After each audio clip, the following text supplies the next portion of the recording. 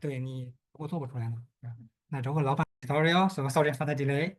So I'm Jun Wei from Tencent. So it's my great honor to have this presentation together with Zhu Han from Alibaba.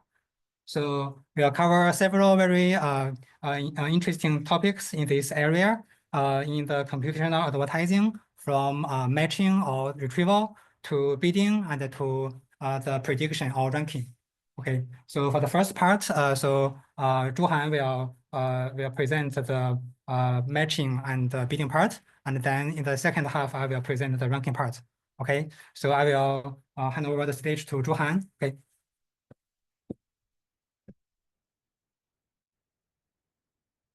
Thanks for the introduction from Junwei. I am Zhu Han from Alibaba Group, and now I'm leading the display advertising algorithm team in Alibaba, the Taobao's advertising platform. And it's my great honor to have this presentation about my tutorial or the recent advances in the computational advertising, the matching and bidding stages. And today's my talk will including these three aspects. They are matching in business. I'll show what is the matching stage act in advertising business. And then I'll introduce the recent advances and the developing roadmap of the modeling and the retrieval methods. And the third part, I'll introduce something about large language model-based method and including our most recent advanced model in Alibaba. So the first part, I want to give overview about matching and matching in advertising business. In the recent or the modern advertising platforms, there are mainly four roles in the system. They are the user, the media like Google, Facebook, Taobao, or WeChat in China, and advertiser. They have the advertising pursuit and they can find ad platform like Google Ads or Meta Ads or Alibaba in e-commerce or Tencent Ads to set up the ad campaigns. So if an advertiser have a ad pursuit, they can find these ad platforms to set up a campaign. For ad campaign, the main have some properties like objective. You want your ad to promote your sales, to promote your brand awareness, or promote your website traffic. And the second part and the most important part is the targeting. In the online platform, we have many targeting aspects or targeting approaches like keyword targeting, most used in the sponsored search or search ads, and audience targeting. We will target for those people with the same age, the same gender, or the same interest groups, and something like demographic targeting. This targeting method usually for target those users with the fixed properties, and something like topic targeting, which usually used in some feeds or video websites. So once the ad campaign is set up in the ad platform, the platform will pass this available ads to the media, and the media receive the user visit request with his information, and then bypass something, some complicated or some hard computation, the organic and ad results are passed back to the user. So the user will see something like what is shown on the right part of my slides. There is a Google query, the ad platform for global market. We can see that the first three results are all the sponsored ad results. The Chinese character 赞助商广告 is for the ad tag. So let's show what's the matching doing in this whole process. We can see that the user visit has information. The information is something about the user property, the user's historical behavior in the media, and something else. And ad campaign has some targeting setting like keyword or audience. The match is doing the match and optimize in this process. For the match, we should to ensure that the user information can match the advertiser campaign's target setting. And to optimize, we need to find an optimal ad candidate set that can maximize ad platform's revenue or something like user experience. So here I give two real examples of the targeting module of Google Ads and Alibaba. So we can see that for the targeting module, we have several audience segments setting. For example, we can search or choose who they are, which means which kind of people we want to target. And We also can select some interest groups of the people to show which group of people with which kind of habits our AD campaign need to target. And it's worth mentioning that at the bottom of the Google Ad platform, we have two settings. They are targeting and observation. For targeting, which means our AD campaign just need to have information on the selected audience. Without the selection or beyond the selected auction groups, we don't want to participate in the auction. And for the observation, the targeting is something like an attribution. So which means the AD campaign can participate in the auction for any group of people. And once if the people matches the audience selection, so the AD campaign's performance will be attributed and stochastic in the dashboard. At the right part is a demo in Alimama. We can see they are in Chinese character, but the main functions and the main stores of the design are similar to the Google Ads. So let's look back to the historical developments of the targeting. We can see a very clear line that the targeting methods are from some manually or handcraft targeting from the platform generated intelligent targeting. So it's a very clear development line. So why the matching problem is difficult or why it is important for the platforms? So I have summarized about two aspects. The first one, we can see that there are many users or audience that are very hot. Maybe for hot user, there are hundreds of audience groups that can include this user. And for each audience, there also can be hundreds and thousands of AD campaigns that choose the audience people. So for a hot user, there may be about millions of available ADs that simultaneously target this user. It's very hard for the online system to calculate this size of user and AD pairs. And on the other hand, how to improve the overall value of the machine-generated candidate set is also a big problem. We can see that for the modern large AD platforms, there are maybe hundreds of millions and even billions of available ads for each user request. How to retrieve high valuable or the most valuable ads from the large candidate set is a challenging problem. Here is a practice in Alibaba. We use an asynchronous online and nearline matching system to figure out the above two problems. And for the nearline module, it's focused on to choose or to figure out the audience selection problem. For those hot user or hot audience, if there are many targeted AD campaigns, choose this user. So we do use a nearline pipeline, which has no time and the latency limitation to solve the large computational cost. And the results of the user AD pairs will be cached in the online system. And for the online pipeline, we choose to handle the user traffic in a synchronous way. First of all, we can use the cached results and the synchronized calculated results together and choose the most top N ads to send to the following stage, like pre-rank or the auction or ranking. So for the synchronized manner, one thing is very important, that is the cached results quality. You know that for an ad, the quality is very related to the user interest. If the user is interested with an AD, it's a high quality AD, and at the same time, it is very related to the advertiser's AD setting. For example, if the AD campaign, the advertiser adds some budget or lower down the target CPA setting, so it will be a more valuable ad. So for the cached system, it's very important to update the cache results according to the user behavior and at the same time for the advertiser behavior. These two kinds of behaviors also will trigger the cache results updating. So with the triggered updating and the simultaneously calculated online results, we can find a very high quality matched result set. Okay, after introducing something about the matching in business, we'll dive into the modeling and the retrieval progress in these years. First of all, I also want to give a framework about modeling and retrieval and what they are doing.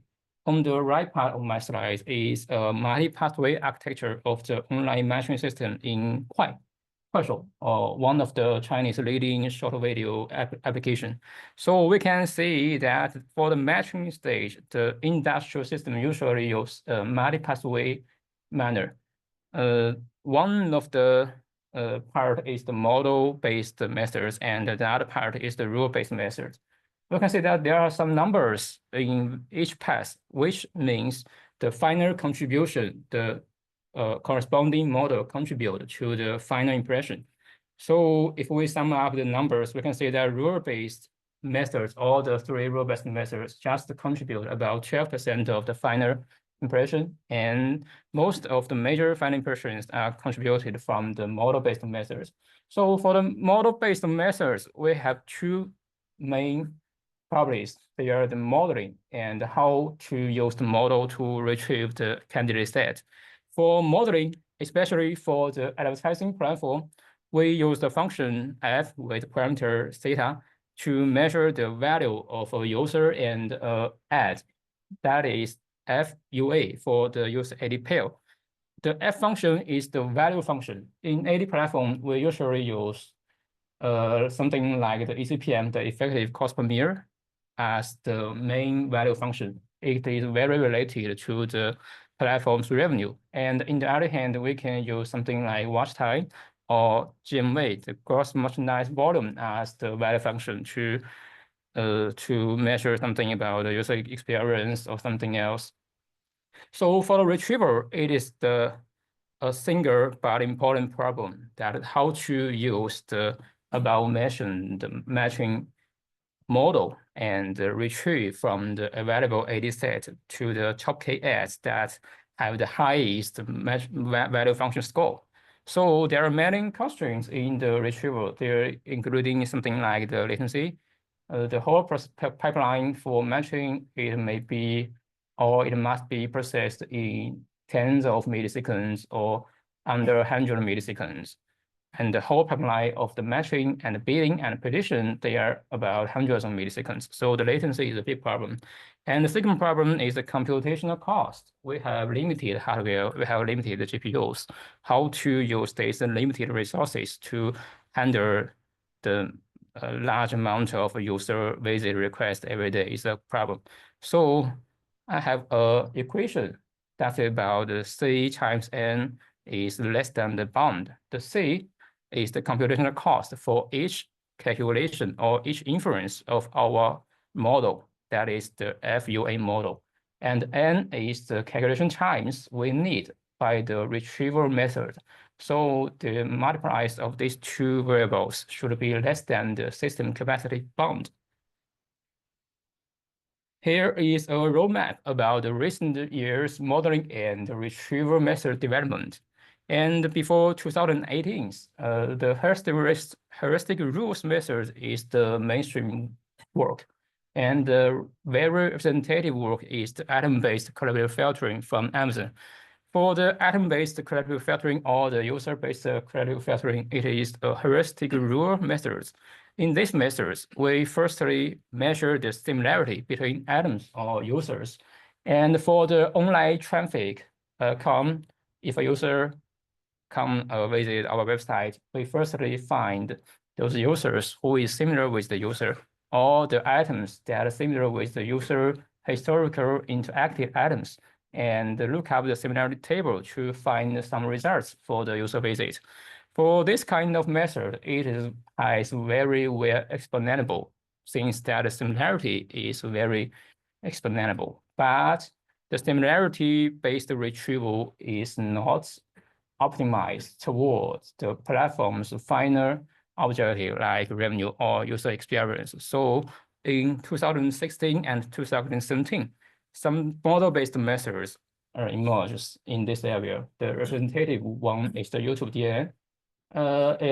As my best knowledge, it is the first model that uses a deep neural network to measure the user and item similarity. It directly uses a model and samples to measure how much a user could like or could click or could contribute with a net result. So with this kind of modeling, the user and item represent two embedding representations respectively. And these two embedding representation can calculate with the similarity like with something like the L2 norm or the inner product similarity. So this kind of method can be serving online with very fast speed and very low resource computation, since like the vector search we have very well tools like face or product quantization method to support this kind of retrieval. But we can see that in the UTM method or the vector-based retrieval method, the user features, counter features, and AD features are fused very late. They just fused at the last layer of each networks. So the late fusion makes the model is limited in its capacity to approximate the objective function. And in any platform, if we want to approximate the ECPM value or something like ECPM order, it's a very hard problem. So it has a very strong pursuit for the model's capacity. So in the 2018 and 2021, we can see that some methods like TDMs, deep retrieval or none, has emerged. They use the learned index and the learning to retrieve method to solve the problem that model capacity is limited in the vector-based retrieval methods.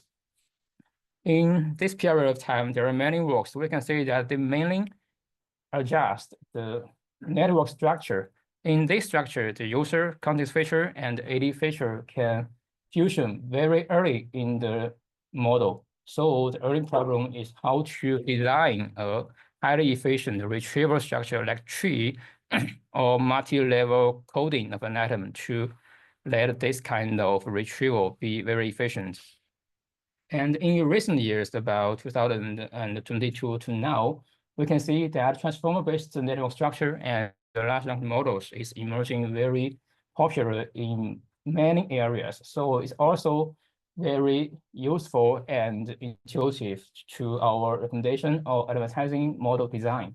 So there are many representative works like BSI, Tiger, or OneRec that use the generative retrieval method to modeling the retrieval index into the model.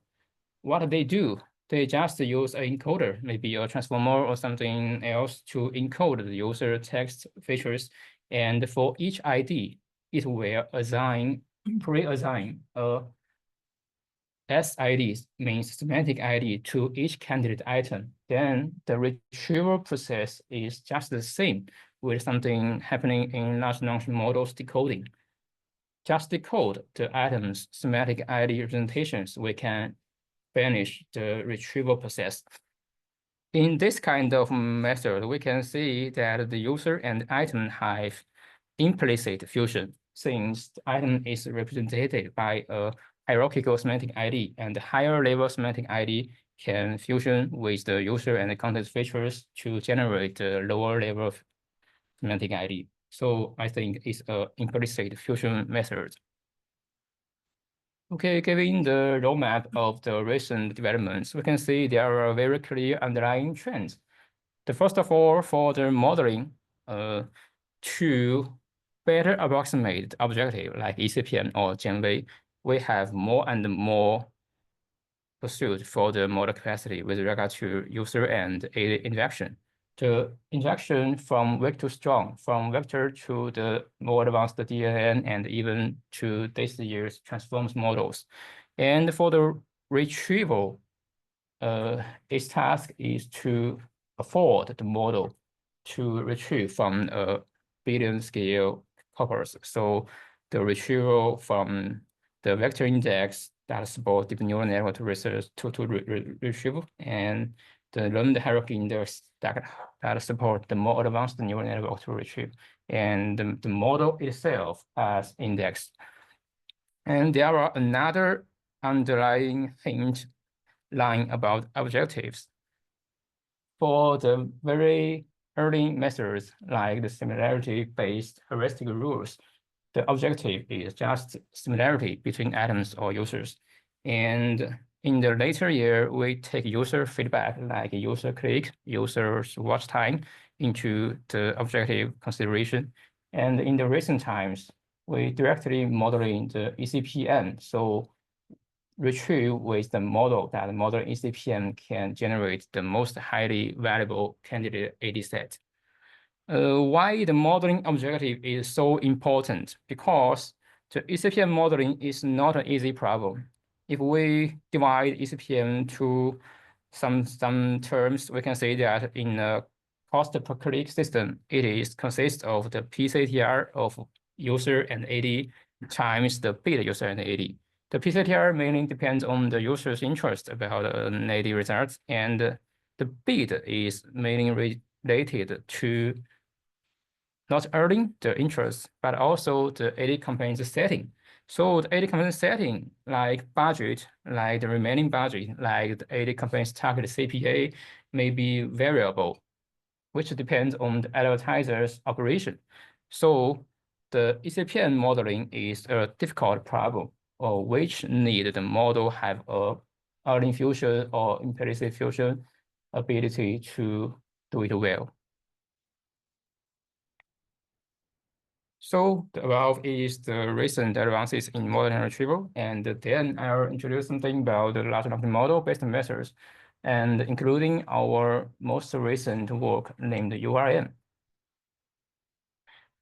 Now we know large language models have many opportunities and challenges. For the opportunities, the large language models' rich word knowledge and the reasoning capability is a very good property for the recommendation or advertising models. And at the same time, large language model, you have a similar sequential modeling pattern, like use the transformers or other structures to modeling the sequence of natural language text. And in advertising model, we also need to use some models architecture to model the user behavior sequence. These two kinds of sequence are very similar in the form. And the third, large language model have naturally the explainability for its recommendation results. So behind the opportunities, you also have many challenges. The first one is how to tokenize an item to the semantic space that aligned with large language models. We know that for large language model, the text tokens can reach to about hundreds of thousands the level. But in the recommendation and advertising, our item space can reach up to billions. So such a large token space, how to align it with the large language model semantic space is a big challenge. And the second one is computational efficiency problem. For the large language model, like the 7 billion parameters, if we want to infer to get the first token with a sequence length about 1,000, the most well-performed inference system need more than 100 milliseconds, which is much more than the latency found in our advertising system. So the computational efficiency and the latency is a big problem. And the third one is how to incorporate domain-specific knowledge in advertising into the large language models. If we use large language models directly to generate something like the advertising matching results, we can see that the result is very explainable, but in the real system, it will bring very poor business performance, like the advertising revenue or the user experience, since the large language models do not have the domain-specific data or the knowledge in our recommendation or advertising systems. So all these challenges are our task to fix if we want to use LLM-based methods in the practical system. In this part, I will start with URM work at Alibaba to show how we figured out or how the area figured out these problems or these challenges in the area. The URM model is the short for Universal Recommendation Model. It is the matching large model for advertising at Alibaba, and it is launched in our practical and the industrial system. The most advanced property or the characteristic of the model is that it is a one model for all different tasks. Just by modifying different prompts, we can give different recommendation results for this model. For example, for the multi-scenario recommendation, we just need to change the scene variable with the natural language prompt, so the model can generate different results. And for the sponsored search or the search problem, we can just directly input the user's query to the last of the model. So the model will generate something very related, both related to the query and to the user's historical behavior. Here is some examples of what the URM can do in our system. So the first, we give the prompt feed into the model. The prompts are the items that the user has recently clicked on are as follows. And there are 2 demos, and for each demo, we have 4 users' historical behavior. And please recommend items that match query. There are 2 queries. They are Christmas and hating, respectively. For the Christmas query, we can see that the user's historical behavior are mostly related to something that a baby use or the baby tools. So if this user query Christmas, even that Christmas is a very general query, we don't know what the user really wants. But according to the user's sequence behavior, the model understand that the user may want to buy something for his baby and in the Christmas festival. So the results are very related to the baby shoes, the baby clothes, and also very related to the Christmas. And for the right demo, it is the similar, works in the similar way. The user's historical behavior focuses on something like the cat or the pets tools. So if he search for hating, the model understand that the user maybe want to buy something to hate and for his pet cat. So it's not something for the hating choice for himself. There is overall framework and the key points of our URM model. The URM model, it first is a large language model. It uses a mainstream large language model for its backbone. And the input is the natural language prompt plus the user behavior tokens of items. And it also needs the task prompt as the input. And the special thing is that we design 2 special tokens that are named here the query token. They are the UM token, which prompt the model to generate user representations, and the AM token, which prompt the model to generate the target items text to keep the model maintaining something to understand the natural language with the domain data training process. So the 3 key points of the model, we summarize it as the first one is item tokenization. We need to tokenize the item and find the embedding representations for each item is one of the key points. And the second point is that efficiency. We design a sequence in and set out approach and a synchronized serving, online serving approach to figure out how to serve large language models in advertising practice system. And the third problem is how to inject domain knowledge into the large language model. We use post-training with recommendation data, and we use the ID representation of the traditional recommendation models and use the multimodal fusion method to make the model both can aware of natural language, semantic space, and recommendation domain knowledge. So compared with these areas, other methods, the item tokenization is a big problem, and there are many other works in the area that try to figure out this problem. There are mainly 3 alternative ways to figure out the item tokenization problem. The first one, we do nothing. We just represent item with its text and feed the text into the large language model. This kind of method is very efficient if the section length is too long. Suppose that we have a user behavior sequence about 1,000 lengths, and each item in the sequence we need about tens and even hundreds of words to describe the item. So the total length may reach to millions. So the sequence length is too long, which is very inefficient for the application. And the second main approach to do item tokenization is the item to embedding method. It is a very common choice in the research works in this area. And here I gave a demo from Kuaishou's Learn's work. We can see that it firstly represents an item with its semantic or natural language description. Then the description is fed forward into the large language model, and the model will generate for each token a embedding representation. And the average pooling of all the tokens representations is used to represent item.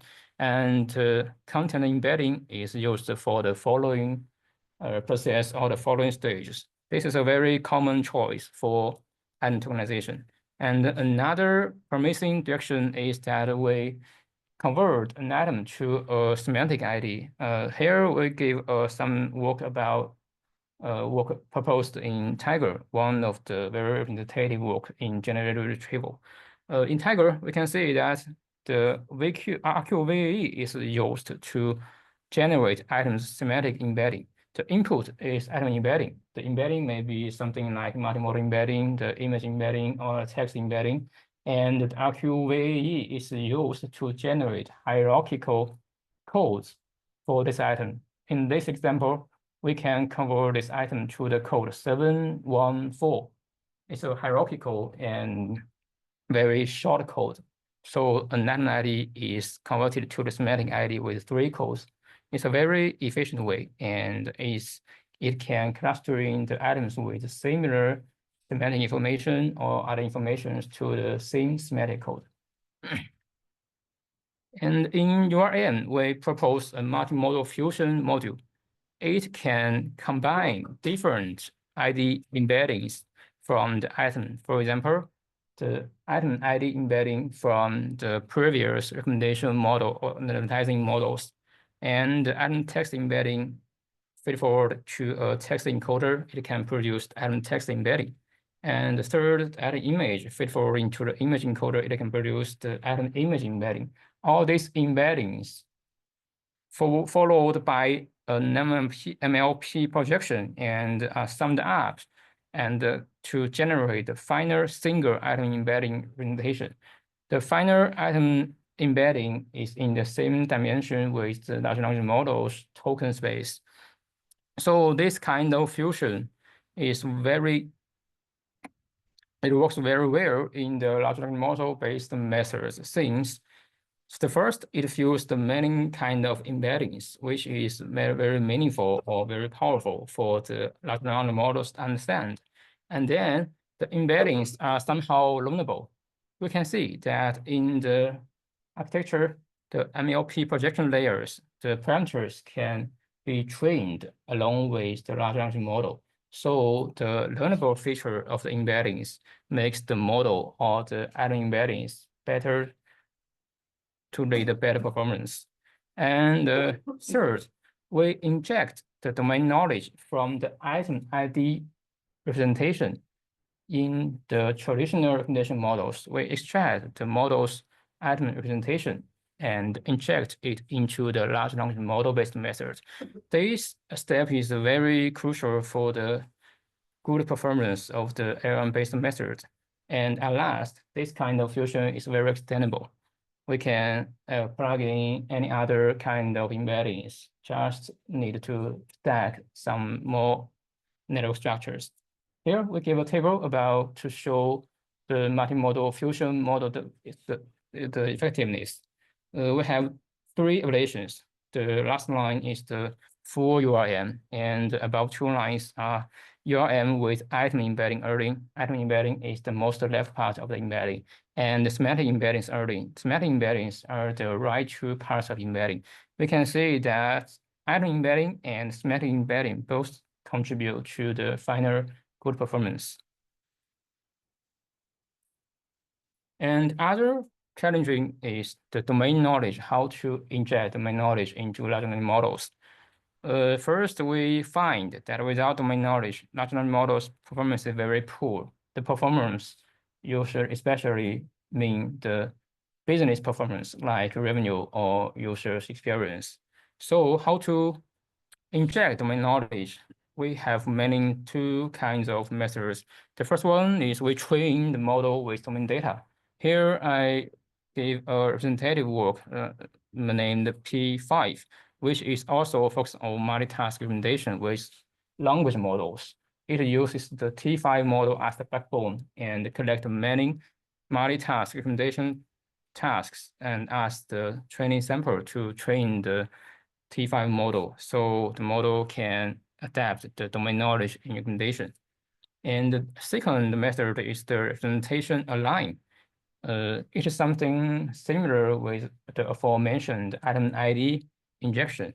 And in this area, we also list some representative work like the core LLM. In the core LLM, we can see that the collaborative model, which also named the traditional recommendation model, is used to produce some embeddings for the user and item. And the user item embedding is injected to the large language models, so the model can gain some knowledge or learn some knowledge from the traditional collaborative models. And in URM, we also adapt this kind of method to item ID injection. So we'll give a conclusion to the URM, the training and the method of serving. The first of all is the training objective. We train URM with domain-specific data, and we let the model to generate two things. The one thing is the user embedding representation, and we want the user embedding representation is similar to the target ID's representation generated by by our model. And the second part is the LM token. LM token means we prompt the model to generate the text description of the target items. In this example, we can see that the target item text representation is the swimwear and the beachwear for the summer, and the second is the cultural dress for every occasion. So with these UM and AM tokens, we simultaneously prompt the model to generate something related to the user's embedding and target items text embedding. And here is the loss function. The loss function consists with two parts. The first one is the user embedding training. We measure the similarity between the generated user embedding and the target item embedding, and use the noise contrast estimation to optimize the objective function. And it's worth mentioning that for the UM tokens, we use several UM tokens instead of the single one. Because in our experiments, we find that several UM tokens can obviously improve the model's performance. And for the large language token, for the language modeling, we use the general autoregressive method to prompt the model to generate the text items text. So here is something about the performance of URM. The first thing we want to show is that multitask learning is a very efficient way for large language models to understand the domain knowledge. There are two lines in the figure. The red line means the model accepts multitask samples, and the blue line means that the model just accepts the single task samples. But for the chosen task, CR means context-free recommendation. These two lines use the same number of the CR task sequence. For the same number of CR task sequence, we can see the multitask manner makes the model's performance improve and grows very faster than the single task manner.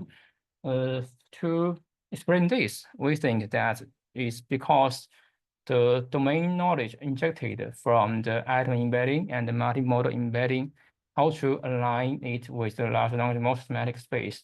The multitask sample also, they all have contribution to the adaptation. And on the right top of the slide, we show that impact of token numbers from 1 to 1028. We can see that the model performance increases along with the token number increase, and it still have some further space. It's highlighted by the banner.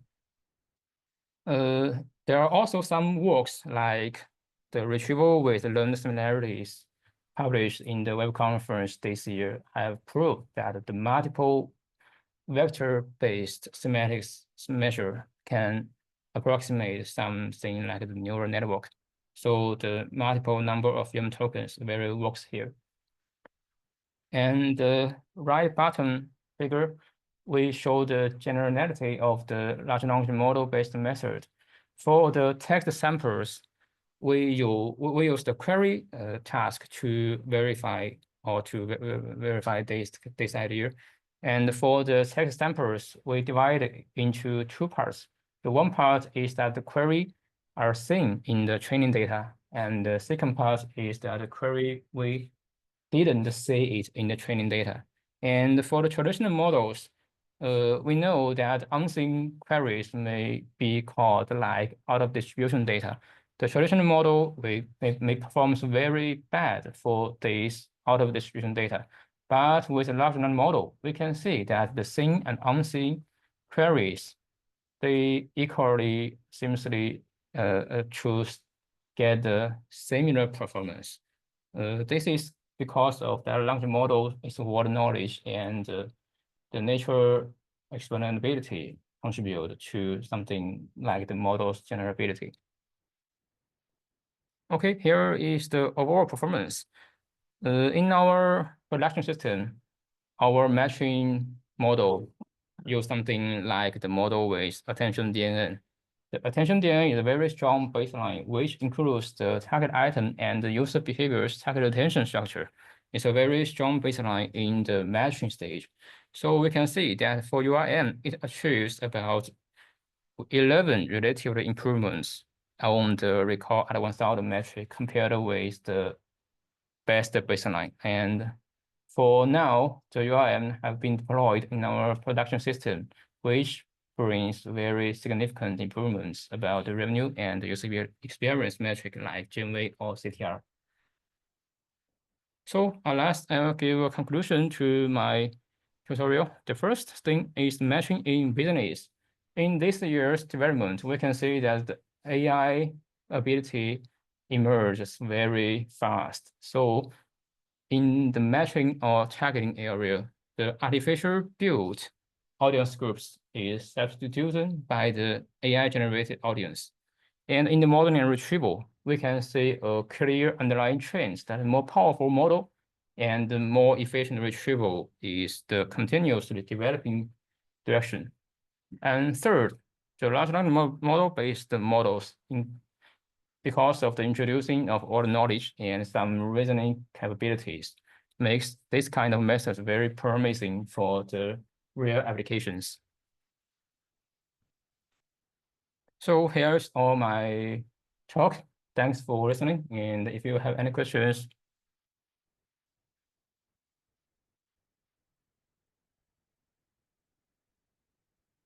Yeah. Thanks for the talk. You mentioned that URM has been deployed in an industrial system for both retrieval and CTR tasks. No, So- no, it's just for retrieval. Only retrieval, okay. So it is applied to learn the embeddings of. Could you describe a little bit more about the details? Okay, the details is that we use the whole model to generate from the user input to the candidate items. The input of the model is the natural language prompt and the user's historical behaviors represented by item ID. And the model generates several user embeddings.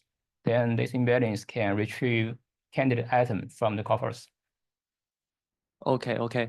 So each target item are paired with the rest of the features of the user to obtain the No, it's individual. individual. Okay, Yeah. thanks.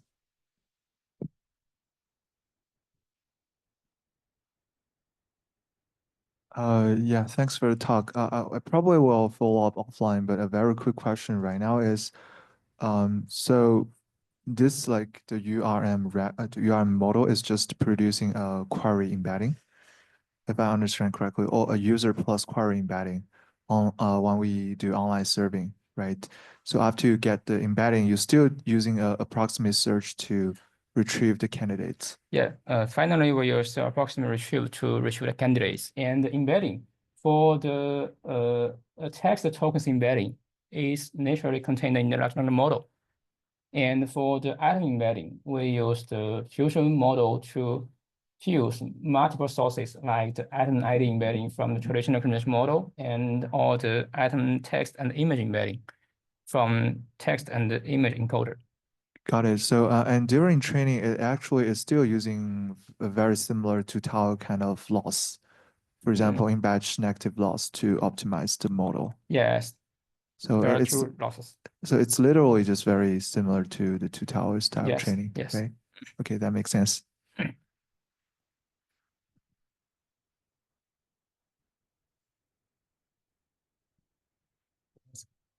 Other questions?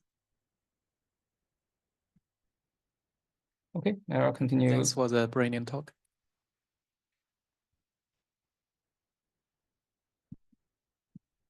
I will change my slides. 把那个 notification 给去掉，OK 那个去点亮， OK 看着有点难受。还有这个会议的那个应该也可以去小化，哦，但是有个减号，那点那儿。Okay. 那就算了。No. Wait, I can move it to top.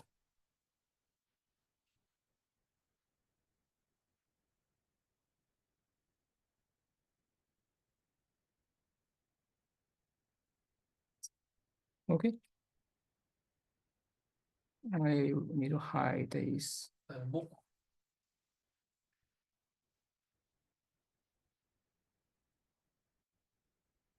Okay, my second part is about the recent advances in bidding.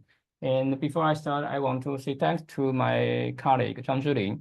And he made this material for me. And for some reasons, he cannot present the web conference in person. So I'll give some introduction about this area.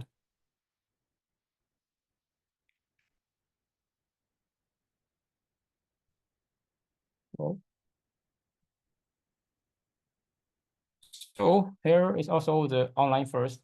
At first, I will give an overview about the bidding in the business, and then I'll introduce three kind of methods in the recent years bidding algorithm developments. They are IO-based model or IO-based bidding, and then the AI-generated bidding, and at last, something promising in the future, the LM-based bidding. And first is I want to give overview about what bidding is doing in the industrial system. And here is an industrial system framework. And we can see that bidding is, or also we can call it a bidding agent, is responsible for the advertisers. The first of all, if an advertiser or AD campaign is set up in the platform, it may have objective. For example, it wants to maximize the conversions or maximize the conversions subject to the budget constraint. This is the AD campaign's objective. And then the bidding agent or the bidding algorithm should follow this objective. And in the online traffic auctions, it should bid for every traffic. And if the bidding is participated in the auction and the AD finally wins the auction, it will be impressed to the user. And the user's action may happen like click or like or share. Those actions may cause a charge from the advertising budget. So we can see that the performance of bidding is the given constraint. Under the given constraint, how many objectives like conversion the agent or the algorithm can obtain for the AD campaign. And in the historical period of time, the bidding algorithm or the bidding product in AD platforms have this line of developments. In the early years, the advertisers just the algorithm can set manual bidding. For example, it says, or it say that I want to pay $1 for each user click. And this manual bidding is not very efficient since each click for the advertising or for the ad campaign, the value is different. Some users just click for fun and other users click for buy. So the manual bidding is a very inefficient method for the bidding product. And in the later years, something like smart bidding emerged in the area or in the bidding products. For smart bidding, the advertiser or the ad campaign also need to set a basic bid like $1 for each click, but the platform will adjust the manual set bid value according to the traffic value. For example, if the platform finds that the traffic is more valuable for the ad campaign, it may adjust the bid to $1.3, and vice versa, it may adjust the bid to $0.7. So smart bidding is better than the manual bidding since the platform's data can be used to measure the traffic value. And in recent years, the auto bidding methods is developing to the mainstream bidding products. For auto bidding, there are many different settings. One of the very representative setting is that the advertiser or the ad campaign say that he has $1,000 budget and he need a maximization conversion under the constraints of ROI, the return of investment, to 5 or not below 5. So under this setting, the platform will spend the $1,000 and bring about 5,000 conversions for the ad campaign. Or if the ROI setting is too high, the budget will not be spent. So after giving the introduction about bidding in the business, I'll show something about formalized definition of what bidding is doing. In the formalized definition, we have three very important variables. The first one is the subscript I, which means each traffic that ad campaign has opportunity to participate in the auction. And we'll assume that one day's traffic is none. And the second variable is the value V. VI means the ICE traffic's value for the ad campaign. And the third is XI. XI means whether the ad campaign participate or win this auction. If XY equals to 1, it means that the ad campaign wins the auction in the ICE traffic. Otherwise, if XY equals to 0, it means that ad campaign failed to win the auction for the ICE traffic. So the bidding algorithm is to maximize the total value of each the wind auction traffic, which represented by the VI times XI, and the summarization of the value is the variable that the bidding algorithm need to maximize. And while maximizing the total value, we have many constraints. The most important one is the budget constraints. We know that an ad campaign wins an auction, then they need to pay for the user behavior like clicks. So the total paid money should be less than the ad campaign's budget. And there are some other constraints like the aforementioned, for example, the target ROI or target CPA constraints. And they are all the constraints for the bidding optimization. And this is a optimization problem. And if we convert it to the dual form, and we can get the optimal bidding equation, like illustrated here in equation 2. If we simplify the problem, we think that the only constraint is the budget, and there are nothing other constraint like CPA or CPC. So the optimal bidding equation is very simple. It is just the optimal W0 with superscript star multiplies the value or the valuation of the ICE traffic. The optimal bidding equation is fixed. So for an optimal bidding algorithm, if we can find the fixed W in advance and use this equation to bid for every traffic, we can obtain the optimal conversion or the optimal effective for the AD campaign. To solve the problem, all the problem is we cannot know today's traffic in advance, so we cannot solve the problem to get the optimal W with subscript star. So in the area, there are mainly 4 stage or 4 generations of bidding algorithms. And in the early 2018s, the first generation method or the classic method is the PID control. With PID control, we use PID method to control the bidding parameters, or we say that control the W in the aforementioned equation. If the campaign spends too fast, we lower down the W parameter, or otherwise, if the AD campaign spends too slow, we raise the W parameter. So this kind of method is a very stable and explainable method. However, it cannot optimize according to the variance traffic. So in the second generation, we propose, or the area proposed something like the linear programming. It assumes that the daily traffic is stable. So with the previous day's traffic distribution, we can calculate or solve the linear programming problem to calculate the optimal bidding parameter W. But we notice that the assumption the daily traffic is stable is too strong. We cannot control when the user come or they don't come. So there are a better version named online LP. It combined the LP and the online data traffic variance and calculate the better solver to get the parameter for bidding. And start from 2021, 21st, there are the third generation that use reinforcement learning to do bidding algorithm in this area. And the main representative works, they are USCB, IGRB, or SORL. This kind of method think that assumption the daily traffic is stable is too strong. So it uses a reinforcement learning method to convert the bidding problem to a sequential decision problem and maximize the reward.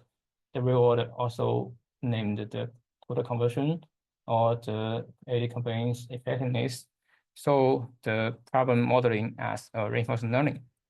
And in the recent times, 2025, the first generation named generative bidding models emerged in this area. The representative work is the AIGB, and I'll introduce it in detail in the later part. So after giving the overview, we can dive into some details about the different generations of the bidding algorithm. The first one is IO-based bidding.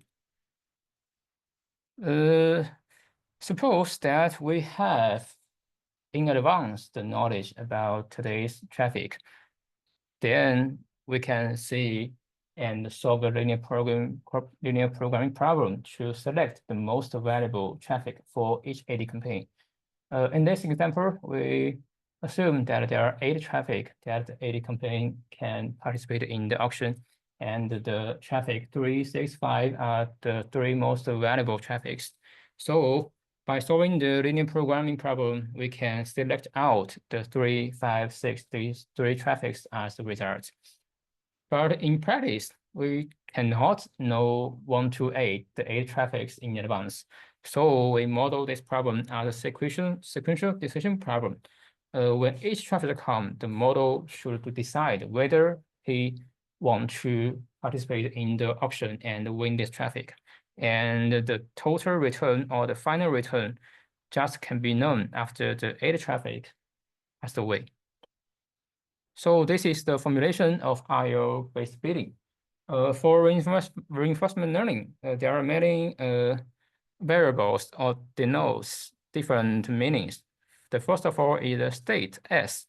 In the bidding problem, a state is a variable that contains many parameters that are related to the AD campaign setting, like the current time step and the remaining budget, and the AD campaign setting like age target, ROI, or target CPA, and something else like the cumulative conversions until now in the whole day.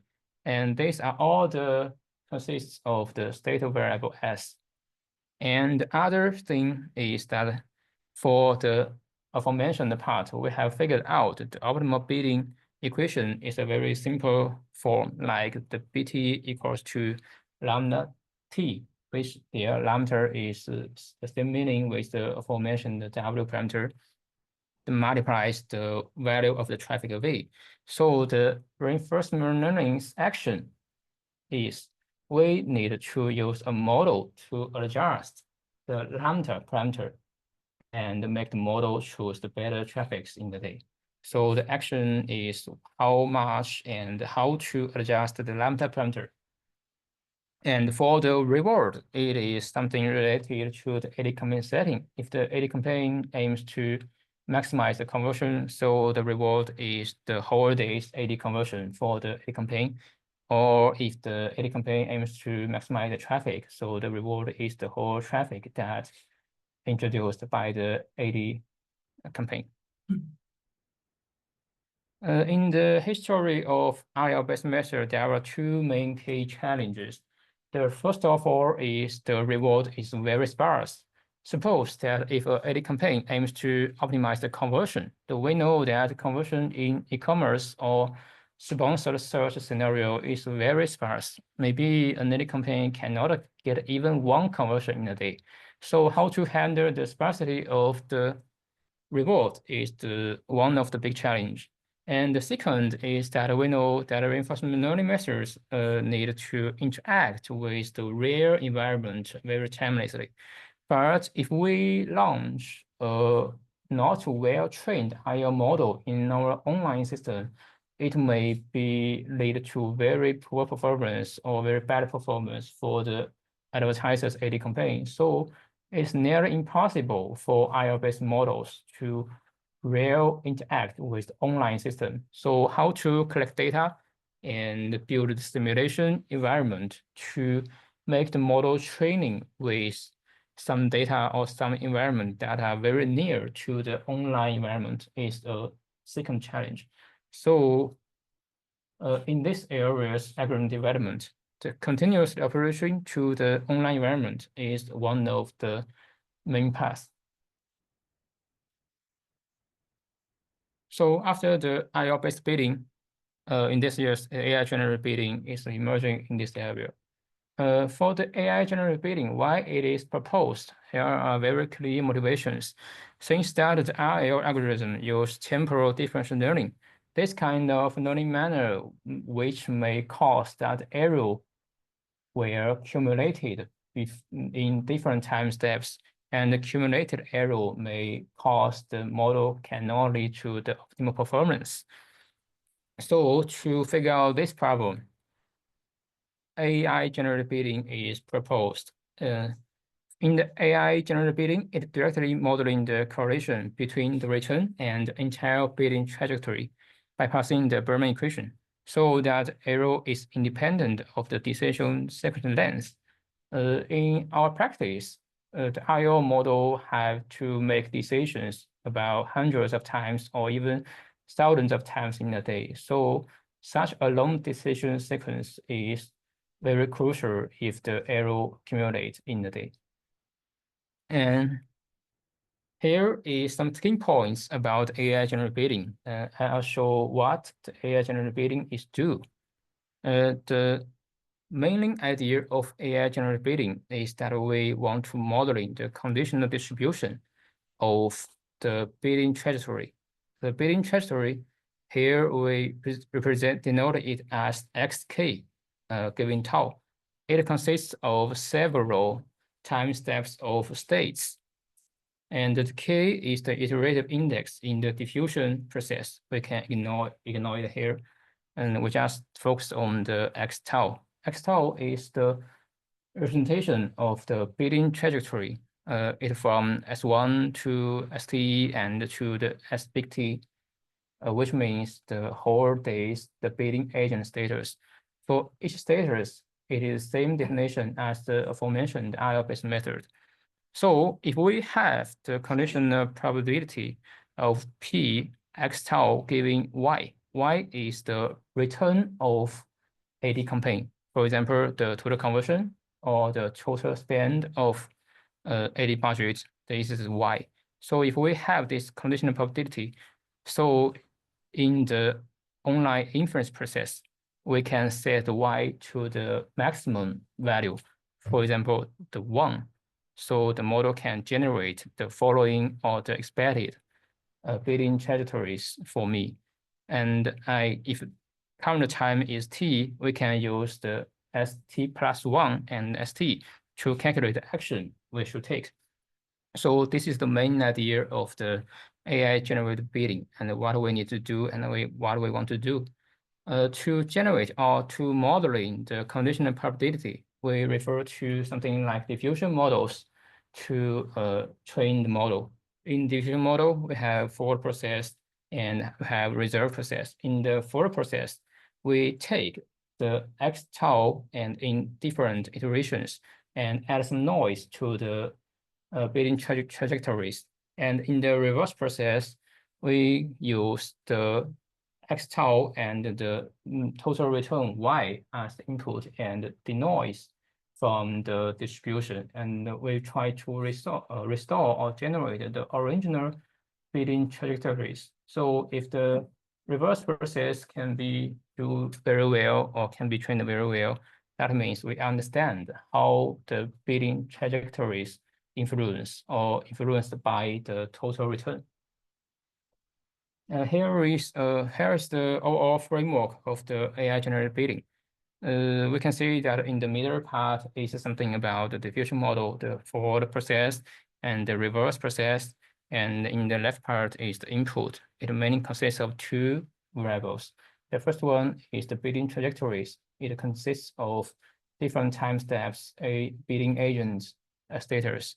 And the second one is the Y tau, which consists of the return of the AD campaign. And in the right part of the slide, we can see it is the online bid generation process. We assume or we hope the bidding agent to produce the maximum return, and the denoising process will give me the generated bidding trajectories and use the bidding trajectories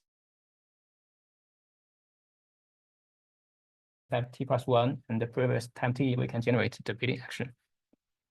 So here is something about the training. For the training, we need to collect the online produced several bidding trajectories D, and for each batch, we sample a B from D and use denoising method to train the conditional distribution method. And for the bid generation, it is just the process that I introduced before, so I'll omit this part. And here is something about the performance of generative bidding. This is a data set that proposed by Alimama. It contains about 5,000 to 50,000 of AD campaigns, and each AD campaign, the AD budget varies from 1.5 thousand to 3,000. And we can see that with regard to the total return of the AD campaign, the diff bid, which is another name for the AI generated bidding, outperforms the existing method like implicit Q-learning, conservative Q-learning, or the decision transformer methods. And on the right part, we can give an illustration about why the diff bid is better than the AI-based method. It is a figure about the AD campaigns remaining budget with regard to the time steps. So from the figure, we can see that the AI generated bidding, the line is more smooth compared to the IO-based bidding, which means the AD expand is more smooth in the day. And in the final or in the last time step, we can see that the AI generated bidding achieves a lower remaining budget ratio, which means the AD campaign spend more money and the AD campaign brings more conversions for the advertiser. So here is my last part about the bidding algorithm, the ARM-based method. And here is a figure we get from this year's web conference work, the LM-based agent system for real-time bidding. So in this work or in this kind of LM-based bidding methods, we can see that large language model brings two main abilities to the bidding agents. The first one is word knowledge. The second one is reasonability. For example, the platform may overestimate the valuation of the traffic or may underestimate the traffic's valuation. So the large language model, if we use it to generate the bid or to measure about the bid performance, it may be aware of the parameter valuation bias and use its reasoning ability to adjust its bid parameters so it can get a better performance. Though this kind of large language models, to my best knowledge, have not been deployed in the real system, but in some experiences or online experiences, we believe that in the near future, such large language model-based bidding methods can be launched in the real platform and serve for better performance for the A product. So at last, I'll also give a conclusion about the bidding and developments. The first one is bidding is about making decisions. If we formalize the bidding as a sequential decision problem, one day the bidding agent may decide hundreds or thousands of times. So it's definitely making decisions. The second one is the AT platforms have motivation and the responsibility to develop better algorithm for bidding.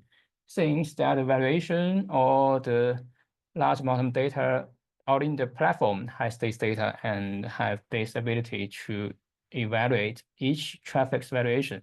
So for the AT platform, how to optimize the bidding method to bring better performance or the better conversion for the advertisers is a big question. And at the same time, the better bidding function also can bring more revenues to the platform. It's a win-win situation. And at last, the large language model-based and the generative model-based bidding methods are very promising in this direction. And just as I said, I believe in the near future, something or some bidding algorithm based on large language models may be launched or may be deployed in the real production and bring more performance indicators for the advertisers and also for the AD platforms. Okay, thanks. Here's all my content about the bidding developments.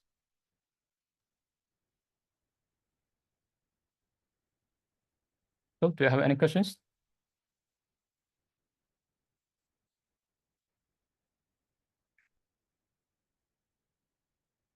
Excellent question.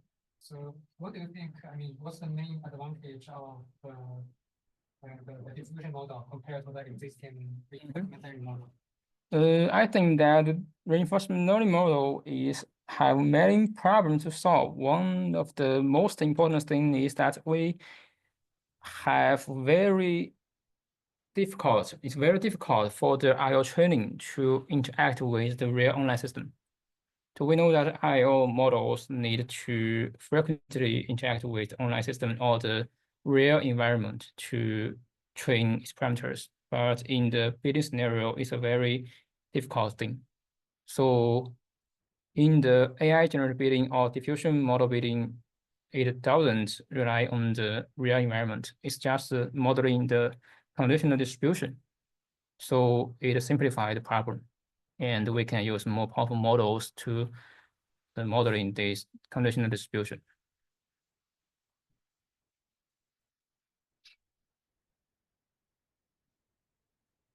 Okay, I got one quick question, a general one. When we embrace the power of large language models, maybe owing to the underlying data distribution for training the large language model, or owing to the way we utilize them, it can inevitably introduce biases. So based on your experience, how to debias when you applying them on your downstream tasks? Okay, it's a very interesting question. And in this period of time, I think debalancing is not the most important problem. The most important problem is how to inject domain knowledge, which is we want to bring some bias to large language models, let the model know some domain knowledge like in computation, in advertising, or in bidding. So we firstly should bring this bias or domain knowledge to the language model, and then we think about how to debug. And to my opinion, we have seldom or few experience about debugs. So which means we are still in the very early stage. Yes, I think so. Okay, thanks for your answer.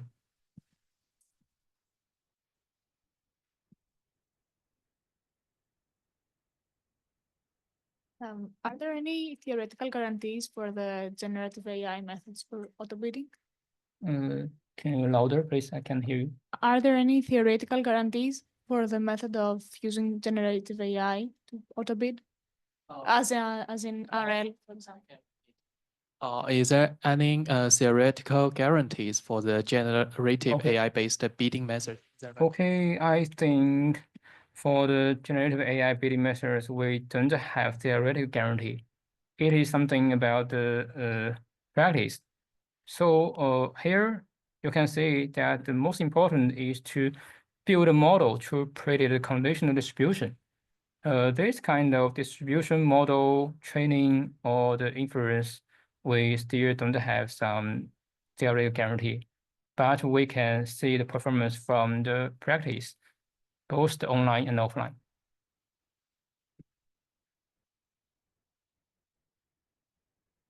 Okay, thanks for answering.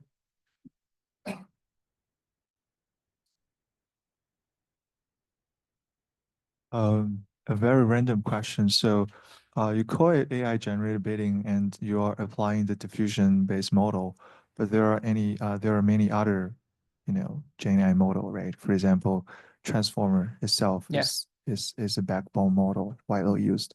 So, have you compared with other kind of, for example, So basically, other than diffusion-based kind of training, traditional SFT kind of, because in my point of view, it seems like it's similar to the SFT setup, right? So, to my opinion, I think that the main idea of AI generated bidding is we just need to get this probabilistic conditional model. So how to train the model and what's the structure we're going to use train the model, I think is very flexible. And even I think the diffusion transformer or the decision transformer is also a very promising direction. I see. So diffusion is not the only choice. I see. Thank you.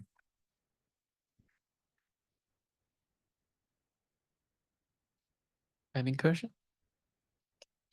Thanks for the wonderful talk. Okay, thank you.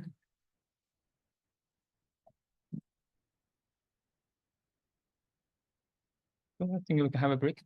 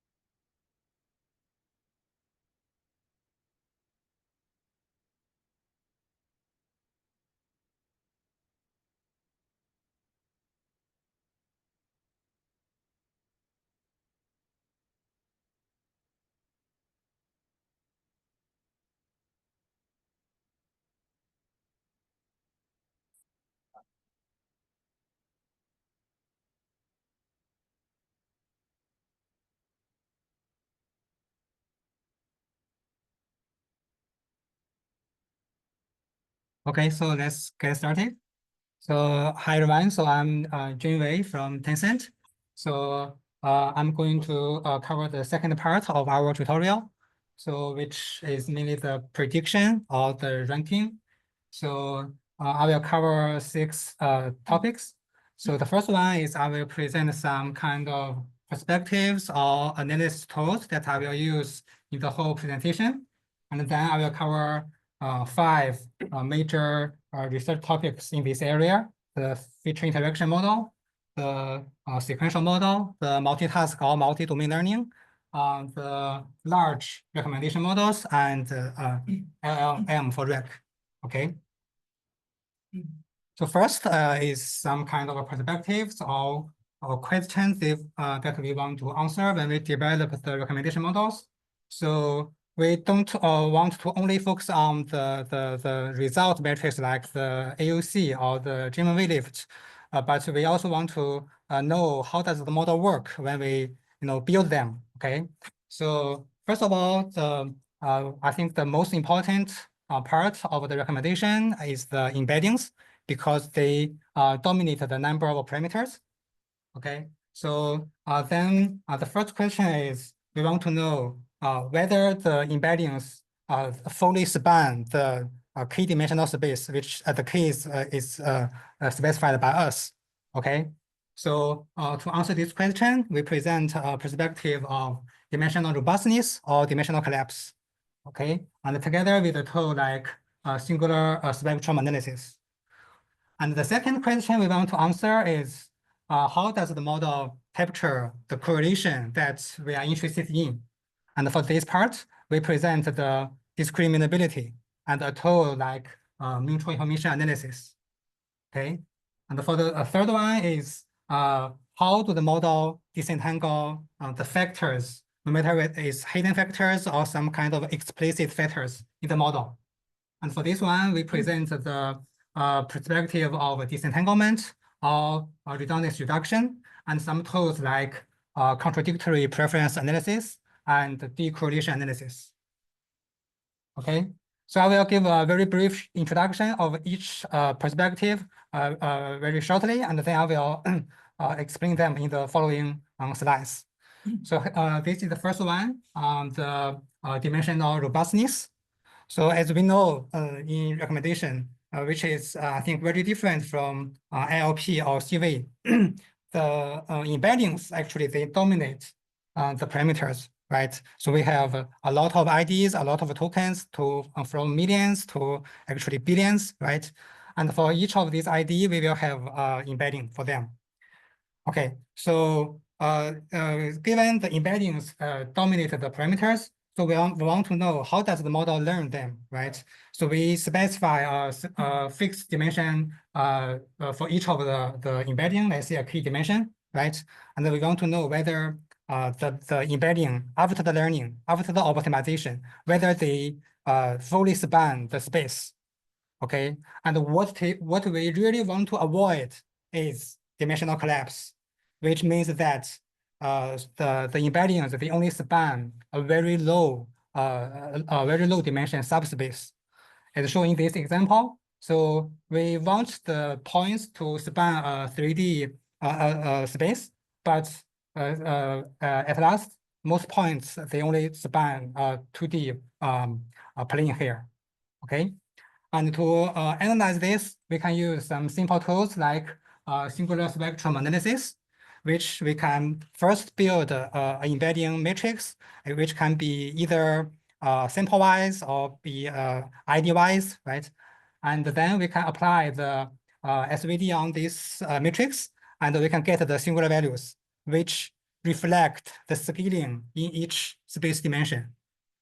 Okay, and we use this tool to analyze one of the most famous model in this area, let's see DCMV2.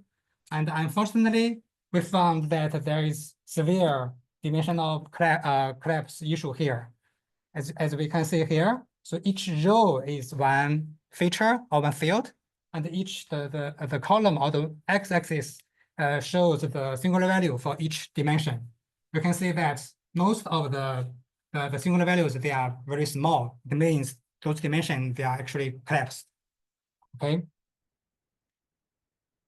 Then let's move forward to the second perspective, the discriminability. And here, we want to know whether the model capture some correlations in, let's say, in some hidden factors like the layers, or in some explicit factors like the features. Okay, so the first one is for the hidden factors, we mean the layers. So now we are using the deep learning model, right? We are building some blocks one by one, right? And we have many layers in this model, and we want to know how do these layers capture the information, and whether they capture the information that we want them to capture, right? So how can we measure it? We can use the tool like the discretized mutual information to first discretize these hidden layers, because the hidden layer is in a continuous space, right? It's hard to compute the mutual information.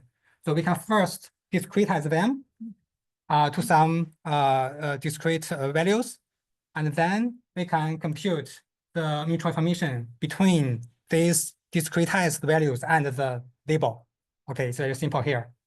So here we show an example. So we plot some kind of mutual information plot here, where the x-axis denotes the number of the discrete values, or the number of clusters you can think, right, after some let's say k-means. So the x-axis denotes the number of clusters, and the y-axis denotes the mutual information between these discretized values and the label. And then we can compare the mutual information or the discriminability of each model. And if for the explicit factors, like some features, right? Let's say in the sequential recommendation, we want to know the correlation between behaviors at a different position or with a different category with the target, right?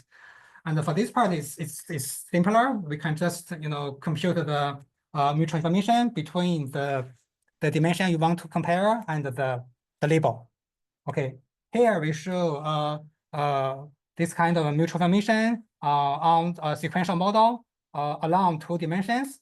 The first one is the temporal position. Let's say the position of each behavior, I mean, relative to the target. And also along with the category. Okay, this is 5 different categories. And we can see here, so there is a very strong pattern here. So first, the behaviors with the same category as the target. Here, the target belongs to category 674. So all the behaviors belong to the same category of the target. They are more informative than the others, and there is a strong time decaying pattern here. Okay.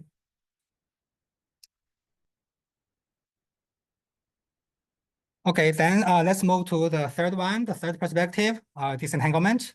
So which means that we want to know whether the model succeeds in decouple some conflicting or maybe just redundant interest of factors. Okay, so there's 2 scenarios here. So the first one is multitask learning. So we know in multitask learning, we are trying to model multiple tasks together, right? But we know that there is some kind of a negative transfer or some kind of a conflict between tasks. Then how can we analyze this? We provide a tool called the contradictory preference analysis, which we first pick up some conflicting user item pairs based on their learned embedding distance in the single task model. Let's say we pick up those user item pairs with a large distance in the single task but they have a low distance in the single task finish based on their single task model. Okay. After we pick up those conflicting pairs, we can plot the distance distribution of them in the multitask learning models, let's say in PLE, right? So there's only one shared embedding, so then there's only one such kind of distribution. And we can see, obviously, this distribution is more similar to the one learned by the single task finish, which means that this model actually is dominated by the finish task, which actually has more samples. Okay. And And the second scenario is for the MOE architecture. So as we know that MOE is becoming more and more popular in LLM and also in recommendation. So in MOE, we build a lot of experts, right? So we propose a metric called the inter-expert decorrelation or correlation metric or a loss. We can use this metric to measure the correlation between all the experts, okay? And we found a very interesting, we call it the expert decorrelation principle. That means the more decorrelation between these experts, the better performance.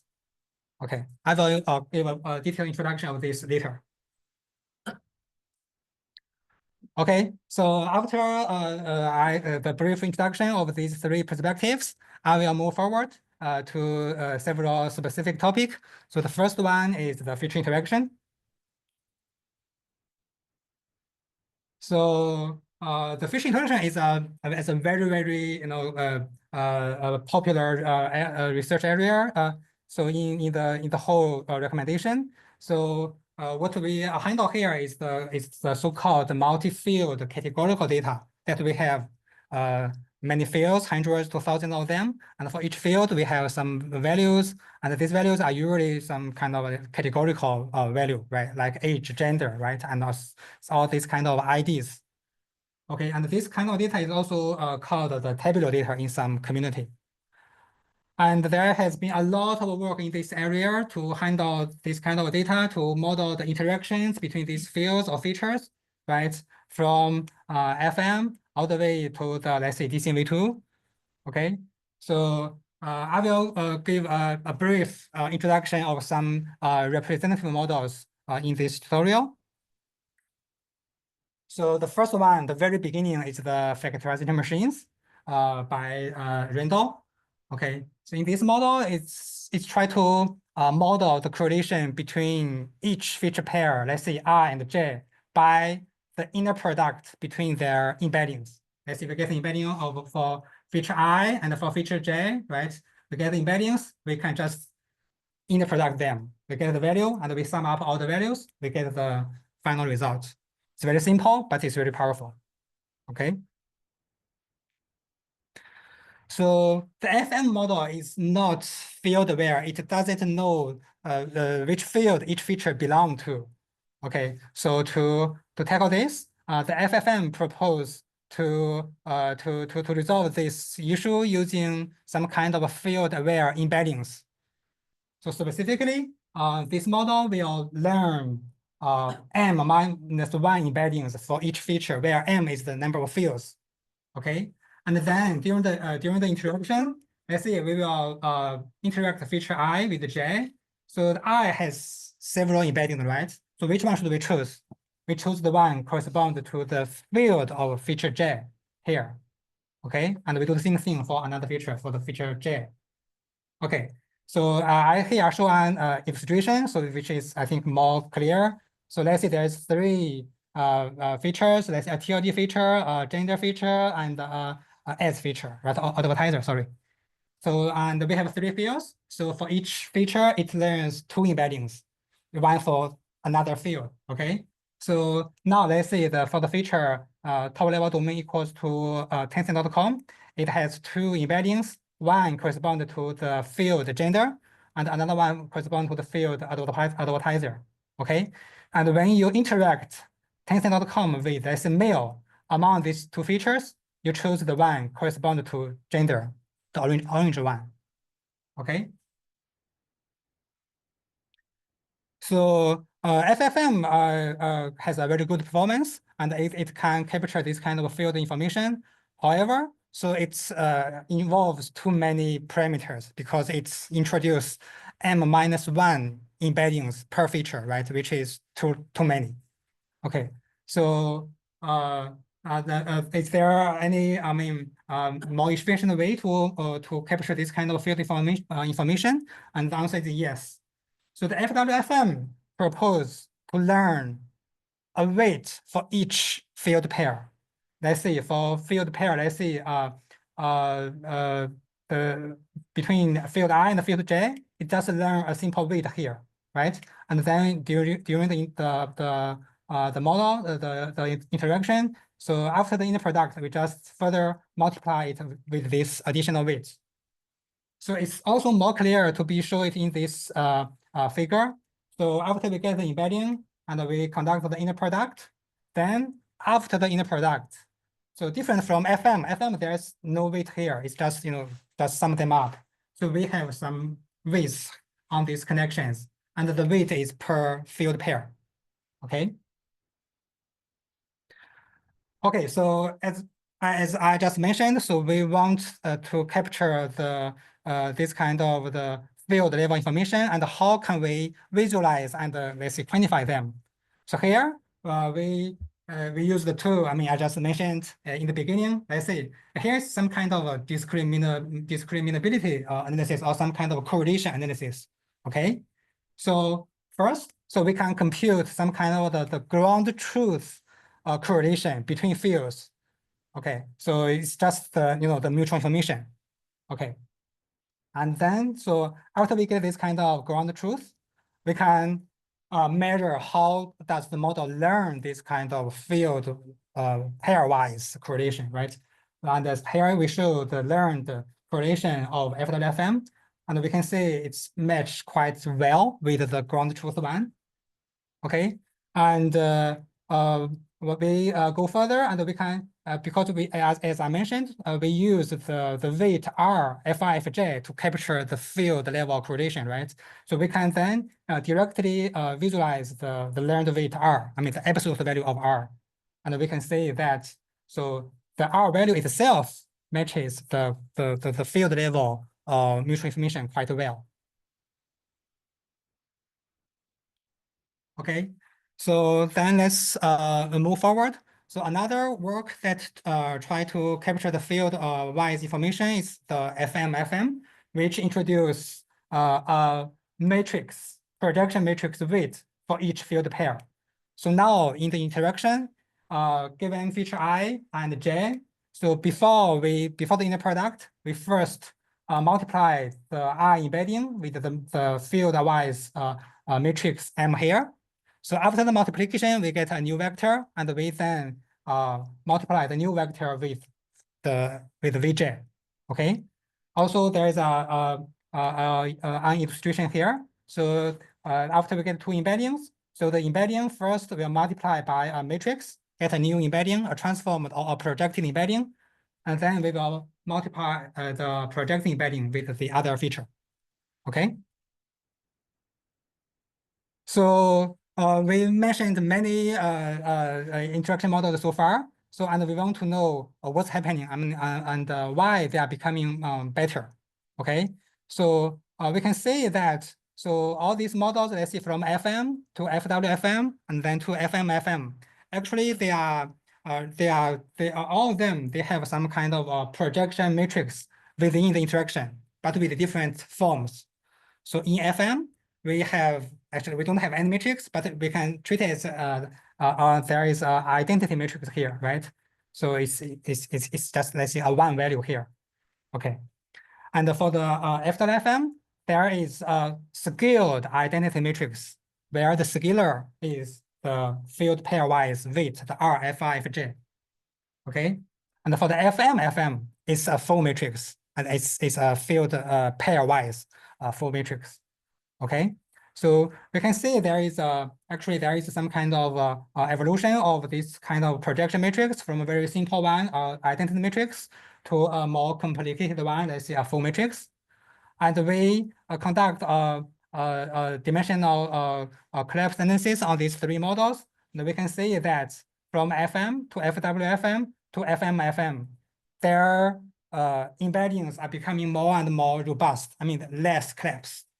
Okay, so and we then conclude with this very interesting finding that among all these kind of second order interaction models, I mean from FM to FWFM to FM, with a more complicated projection matrix, the less collapse of those embeddings. Okay. Okay, so far we discussed some kind of second order interaction models. Now let's move forward to the deep learning models. Okay, so there is two pioneering work, the wide deep and deep FM. And both of them, they actually follow the, let's say, a wide deep framework, where there is a wide side, which is usually a second order explicit interaction model like FM or logistic regression, and also a deep side, let's say is DNN, right? So so the DNN is used to some kind of capture the implicit high order interactions. Okay, so specifically, so the wide deep, they use the logistic regression in the wide side and a DNN in the deep side. And for the deep FM, we are using FM in the wide side. Okay. So now let's move forward to some more advanced, some kind of high order interaction models like the XDeepFM.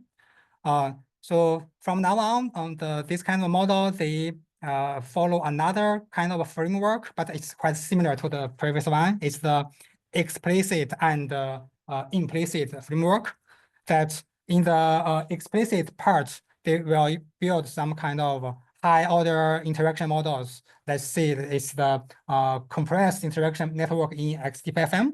And then again, they will use the DNN to capture in the implicit side to capture some kind of implicit interactions between features. Okay, so here is an equation of the XDeepFM. So of the CRM network. So it tries to build this this network layer by layer, and each layer is trying to capture a higher order interaction. Let's say the key layer is built upon the first layer and the previous layer, the k-1 layer. Okay, so it will conduct the product between these two layers, and then there is a weight here. Okay, so the weight WK here actually is some kind of correspond to the field-wise weight RFI FJ in the FWFM. Okay. Okay, now let's move forward and we get the DCMV2. I think so far one of the most powerful model. So it has a crossnet in as the explicit part, and also a DNN to capture the implicit interaction. And there's two ways to combine them. The first way is to stack these two components, and specifically we'll stack the DNN upon the cross network. Okay, and the second way is to parallelize these two parts. Okay, so here's the formulation of the crossnet. So it looks similar to the XDeepFM. When building the I+1 layer, we will use the first layer and the previous layer. And there is also some kind of weight or matrix here. Actually, here it is a matrix. And this matrix, if we delve into the equation, so let's say here, we want to interact the feature B with in the first layer with the feature A in the, let's say this in the second layer, right? So it's actually doing this, getting this embedding. It will multi this embedding with this projection matrix here, and then you get a vector, and then we multiply this vector with this with the embedding of A. Again, this is quite similar to the function in the FM, right? And the author also show some kind of visualization of the learned matrix here. So and this matrix again is quite similar to the mutual information analysis we presented in the FWFM side.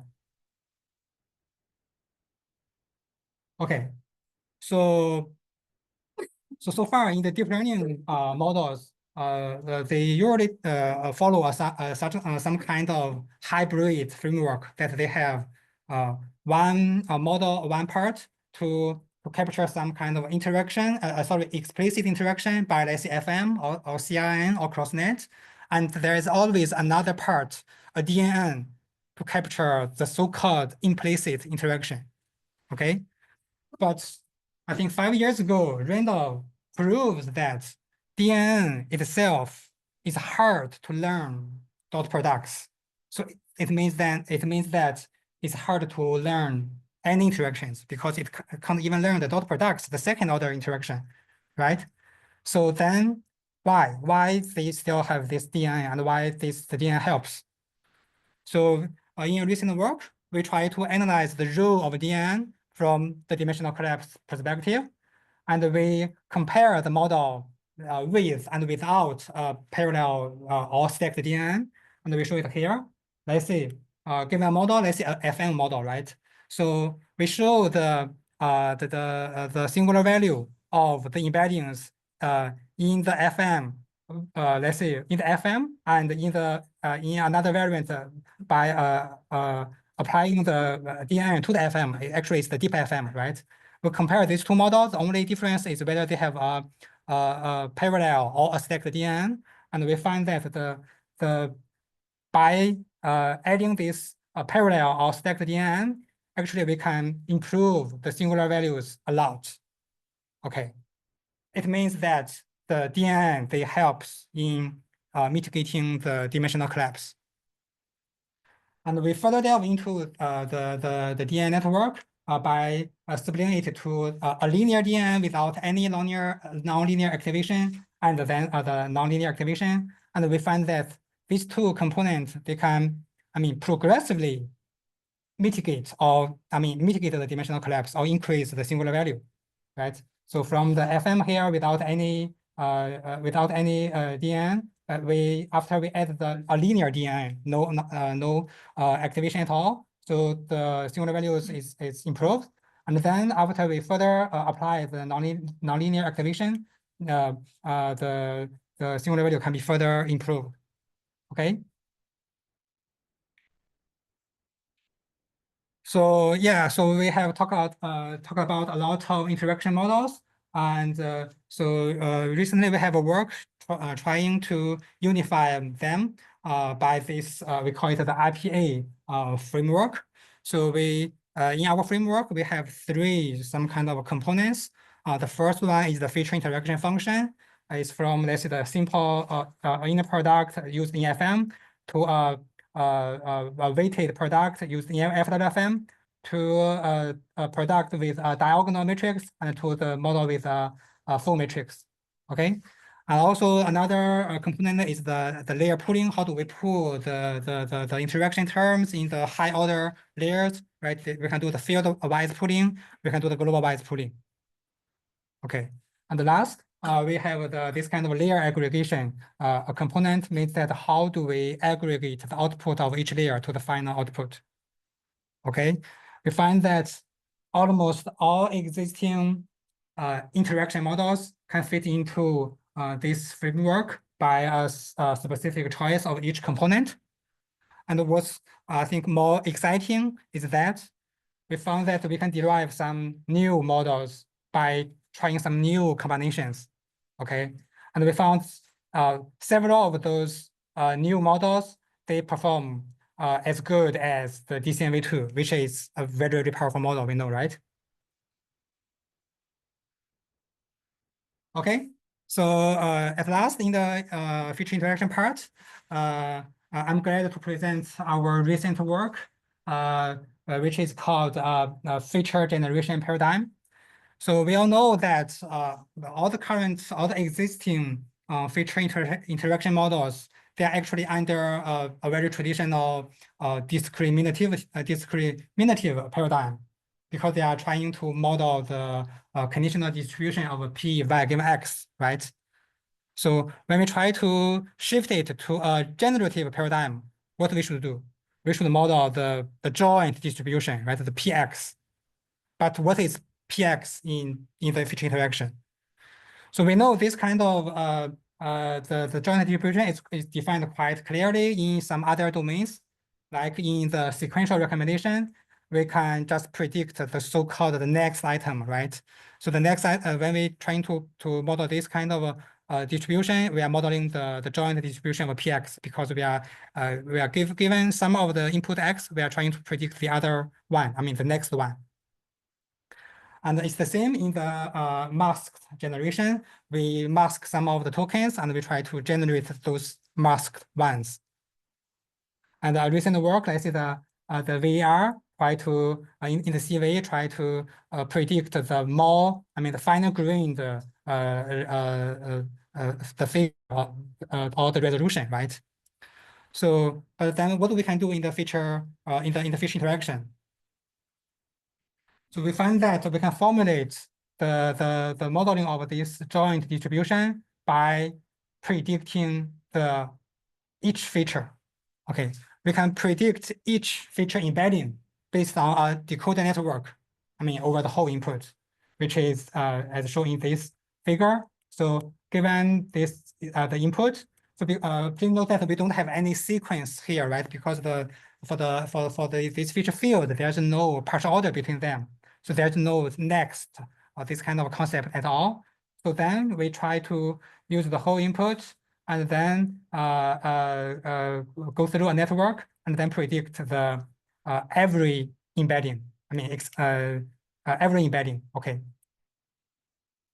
So by doing this, we can shift from the discriminative feature interaction model to a generative feature generation paradigm. So here is an illustration. Okay, so here I use FM as an example. So here, first one is some kind of a tradition formulation of FM. So for each feature pair R and J, we are trying to capture their interaction by the inner product, right? And in our generative version, so we are trying to build a decoder on some input, and then we want to use this decoder to generate each feature embedding.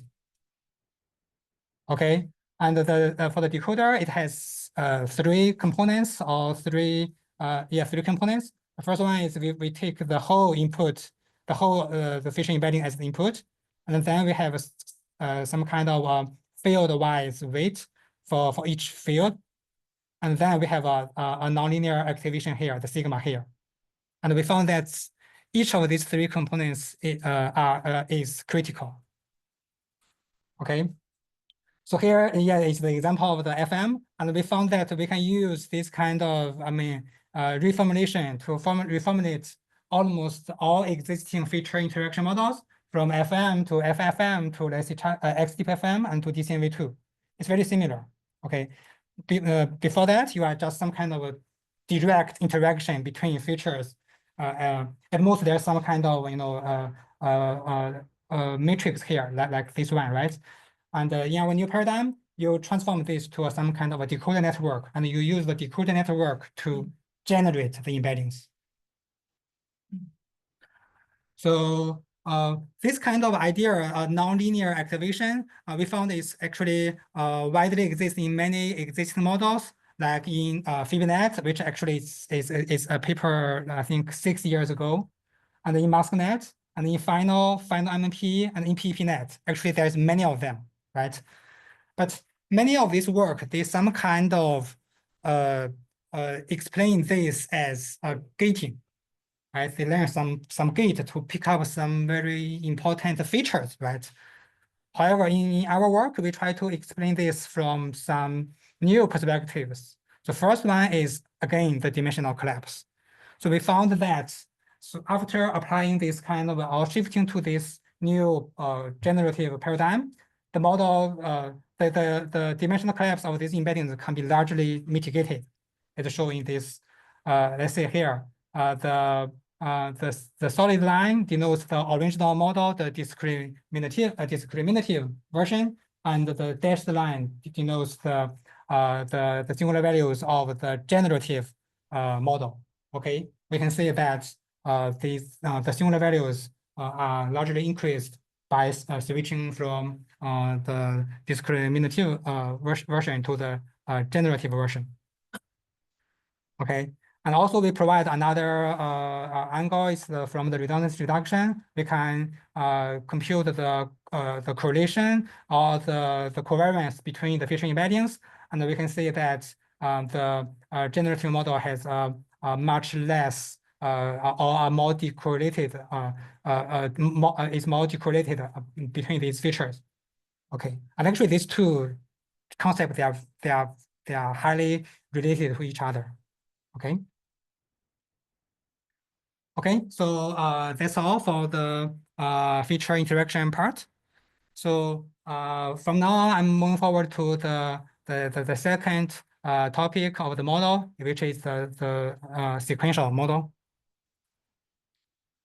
Okay, so for the sequential model, it's quite different from the setting in the feature interaction. In the feature interaction, we are handling the so-called multi-field categorical data, right? There is no partial order between the features. All the features are some kind of independent with each other.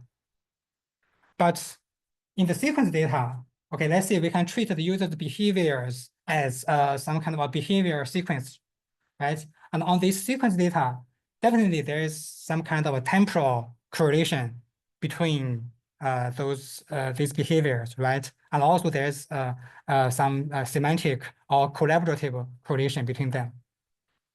And among all these kind of correlation, the most important one is the so-called the behavior target correlation. I mean, what's the correlation between each behavior and the target? Okay, so the DIN proposed the target attention mechanism, try to capture this correlation between behavior and the target by a weight alpha here. Okay, so for the behavior EI and the target VT, it try to capture their correlation by an attention weight alpha here, and then they use this alpha weight to sum all the users' behaviors EI here, right? And then we get the user's interest representation. Okay, so as I just mentioned, so in the sequence data, so I think one of the most important pattern is some kind of a temporal pattern, but we found that in DIN there's no this kind of position there, right? So then there's two work. Try to rely on the RNN to capture such kind of temporal correlation between behaviors. So the DIN adopted the GRU, and the DSI adopted the LSTM, right? So by using this kind of recursive network, this model can capture this kind of temporal correlation between behaviors and the target quite well. Okay, so but we all know that in the transformer model, one of the most important part is the position encoding, right? So we believe that the transformer should handle the temporal information, I mean, quite well. So that's our motivation to propose this temporal interest network that we have, there is 3 components here. So the first one is some kind of the target-aware temporal encoding. Okay, it try to encode each behavior based on their temporal information relative to the target. It's shown in this figure. There is 3 behaviors, right? We can first we can check their relative position to the target. Here's the target, right? So if so, this behavior is the first behavior. I mean, relative to the target, and this is the second, and this is the third. This is called some kind of the target-aware relative position. Also, we can compute some kind of time interval between each behavior and the target. So it's the target-aware time interval. Okay, it's showing let's say 10 minutes to let's say to 7 days. Right, this is 2 different ways and to capture this kind of target-aware temporal information, and definitely there's other ways. Okay, so beyond the target-aware temporal encoding, we also have the target-aware attention proposed in DIN. And more interestingly, we have a new a component called the target-aware representation, which means that so we will multiply each behavior EI and the target VT element-wisely outside the attention. So there is an inner product here, but the result is scalar is a weight. But here we have a vector here, right? That's why we call it a target-aware representation. Okay. So with all these 3 components, then we try to analyze whether this model can succeed in learn the temporal semantic correlation between behaviors. Okay, so here we show the Here we compute some kind of the ground truth correlation between behaviors at each position, I mean target aware position, 1, 2, 3 to 10, and with different categories. Okay, this is all 5 categories. We compute the ground truth correlation between behaviors with different position and different category with the target, with the and also the label on the target, right? Here, we use the mutual information here. And we can see here, I think I briefly introduced this before, right? There is a strong temporal encoding, temporal decaying pattern, and also a semantic pattern, means that the behaviors belong to the same category of the target is more informative than the others, okay? And we can measure how do existing models learn or capture such kind of a correlation. So for the DRN, it captures the semantic correlation very well. It can know that the behavior with the same category of the target is more important, but it cannot capture any temporal correlation because there is no position embedding there, right? And for the other model like Saturek or GST, they are also not doing very well, and especially on the semantic correlation. Because I mean many features, many behaviors, even with different category, they seems quite informative in these models. Okay. And then we show how do TRN learn this correlation in this figure. And we can see the learned correlation match the ground truth one quite well. Okay. And then we conduct some kind of ablation study on each of these 3 components, the encoding, the target attention, and the target aware representation. And we found that removing any of them lead to significant performance drop, and that makes the model fails to learn to capture the correlation. Okay. So then let's move forward. So in recent several years, so the user behavior is becoming long and long. So we have thousands now to maybe millions of user behaviors in the history, right? So this makes it impossible to conduct the target attention on all these behaviors, right? So it's just too long, and the time cost is not affordable. So the SIM proposed to a 2-stage approach to tackle this kind of the efficiency issue. It has a search stage or the GSU stage that will retrieve the most important behaviors by, let's say, hard search. Hard search means we only search those behaviors with the same category, or by soft search using the attention score. Okay, and then in the second stage, we will apply user interest model, let's say a DRN on these retrieved behaviors. Okay.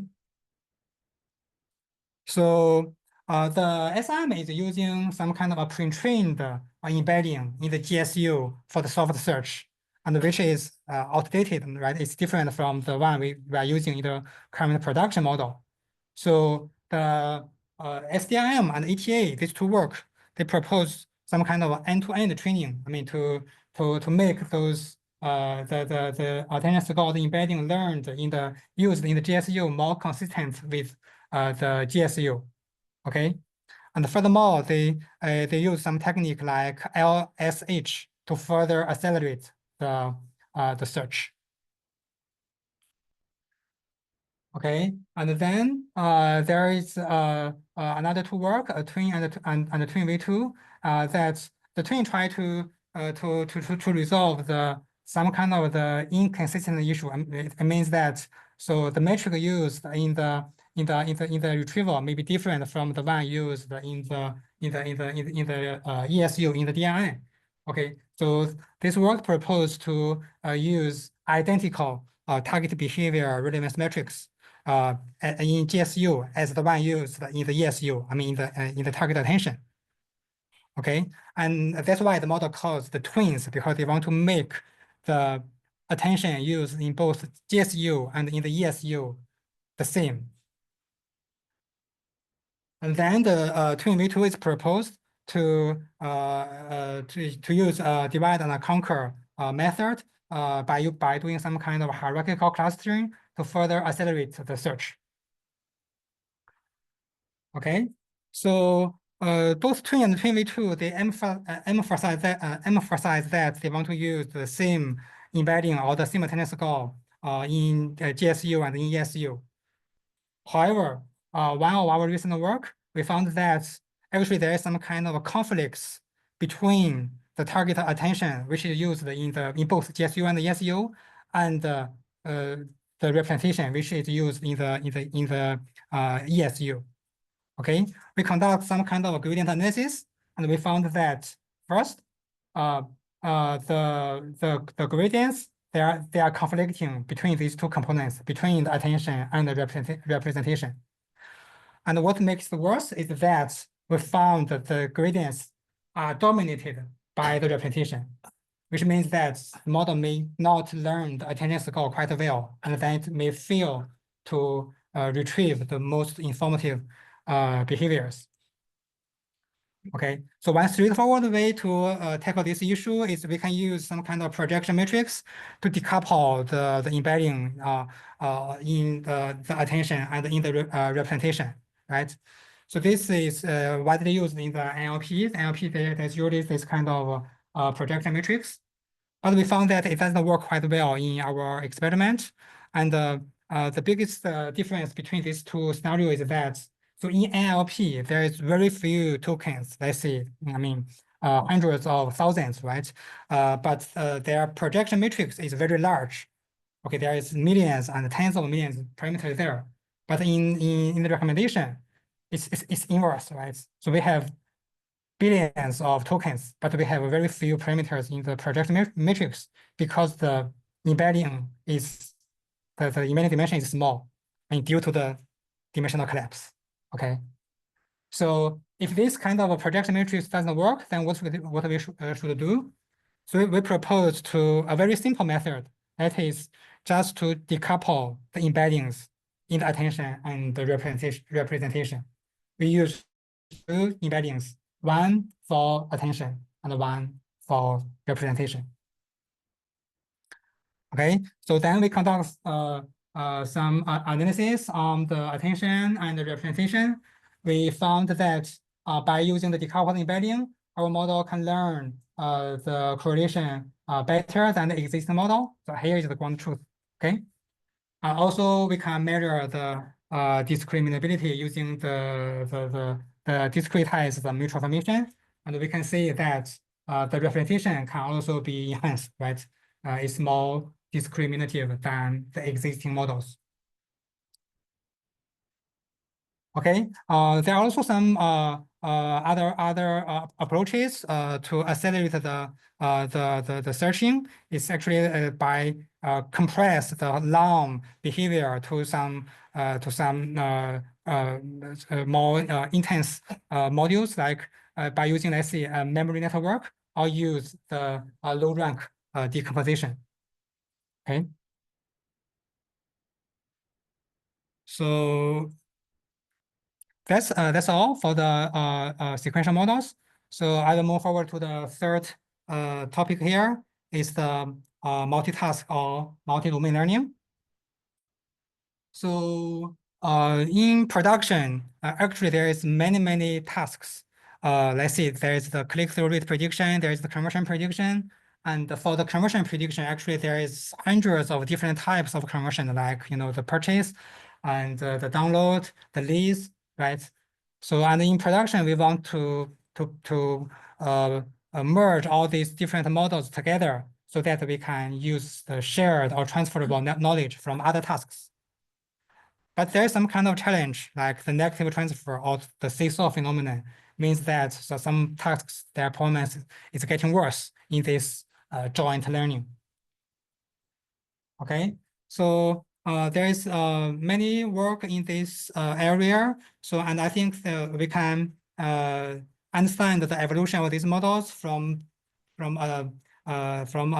this angle, the balance between the shared and the specific components.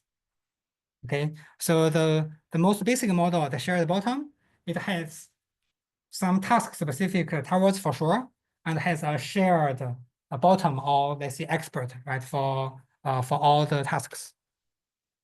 And then let's say for the MOE, it has based on the shared expert, it will have a gating, but it's shared by tasks. And then MMOE proposed to some kind of decouple these gatings, right? It makes some kind of task-specific gating. Okay, then move forward in the PLE. So it goes one step further. It's besides the task-specific gating, it introduced the task-specific experts. Okay, some experts are only used for a given task. Right? Let's say these experts, they are only used for the task B, right? They are only optimized or backward or optimized by the task B. Okay. And also the PEPnet, it's introduced some kind of a gating network, and this gating network can also be treated as some kind of task-specific expert. Okay, so and as I just introduced before, so in the recommendation, the most important parameters is the embeddings, right? So if we move one step forward, we can further make the embeddings be task specific. Okay, let's say based on the PLE, which already has task specific and shared expert, we can further have some kind of task specific embeddings. It means, let's say for this task-specific expert, they have some embeddings that are only optimized by this task and by this expert. Okay, so but in the forward, we will use all the information from all tasks. So we achieve this by using this all forward task-specific backward gating. Okay. So here I will present some analysis on regarding the contradictory preference analysis. So we know that in the multitask learning, there is maybe some conflict between tasks, right? And we want to visualize this.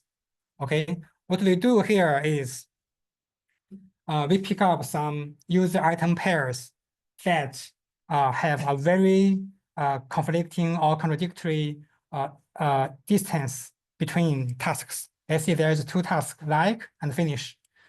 We can pick up those user item pairs that they have a large distance in the single task like, but they have a low distance in the single task finish.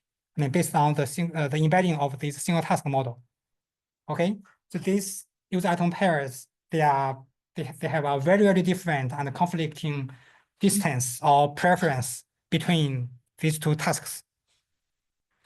And we can then check the learned distance distribution in the multitask learning model.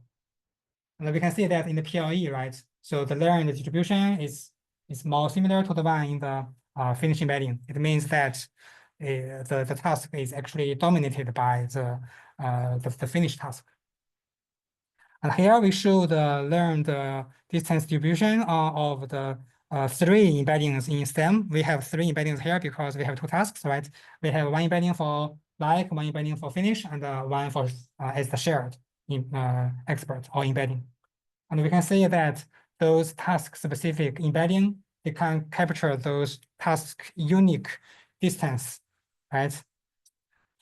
So this one can learn a large distance for all these user item pairs, and this finish embedding can learn a low distance for almost all of them. Okay. So here we show some kind of evolution of multitask learning models regarding the components, right? Regarding which part of the components are becoming task specific. So in the shared bottom, it's only the tower, okay?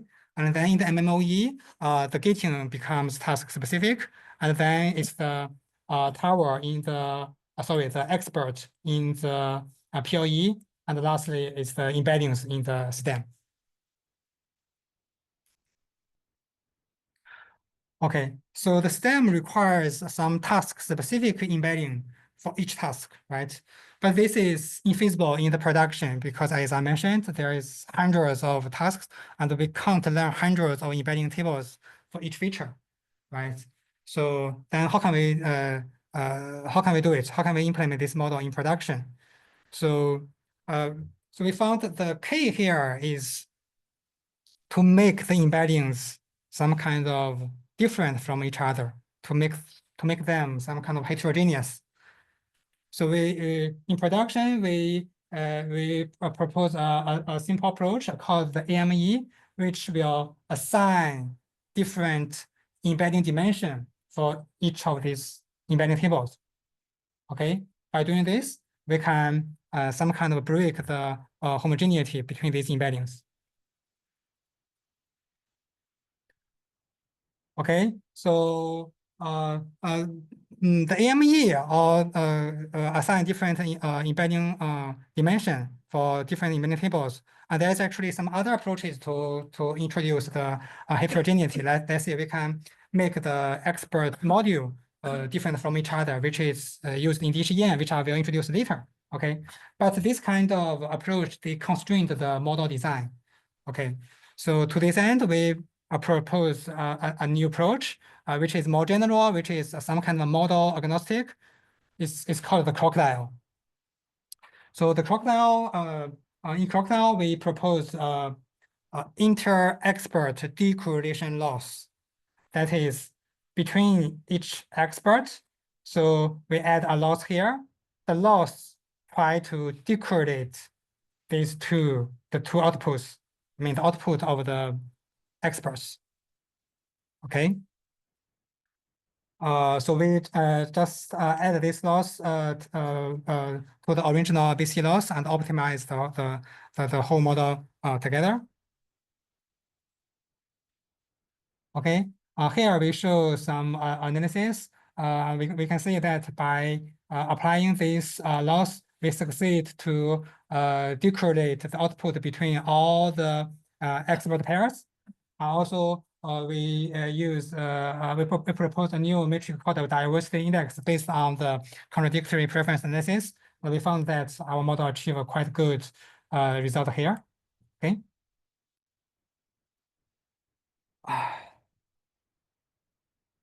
Okay, then let's move forward to the fourth part, the large recommendation models. So we all know that there is a scaling law in LLM that if we scale the model, we can get a better performance. So then there is several recent work trying to scale the recommendation models. And the first one is the HS2 by Meta that reformulates the whole recommendation as a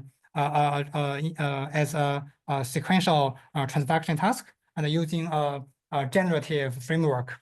Okay, it try to build a universal sequence to unify all the features, the categorical feature, the numerical feature, as shown in this figure. Okay. So the HTTP trying to build some blocks one or another. So and they treat this kind of blocks as some kind of a variant of the Sui glue. Okay, and the Sui glue has a bilinear term, the Vx times the Ux. I mean, in the representation part, or there's it's element-wise multiplication.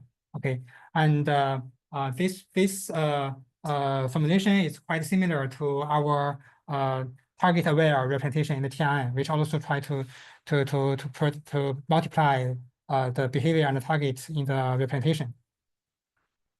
Okay, and then there is another work from Meta. It's called the Wukong, which try to build some interaction layers, one or another, and each layer consists of two blocks. One is a factorization machine block, or is interaction block, and the other one is a linear compression block. Okay, so it's shown in this figure. And after you have this layer, you just build them up. So we have some kind of a unique understanding of this model because we, as I mentioned before, right? The linear compression block is necessary because it can help to mitigate the dimensional collapse.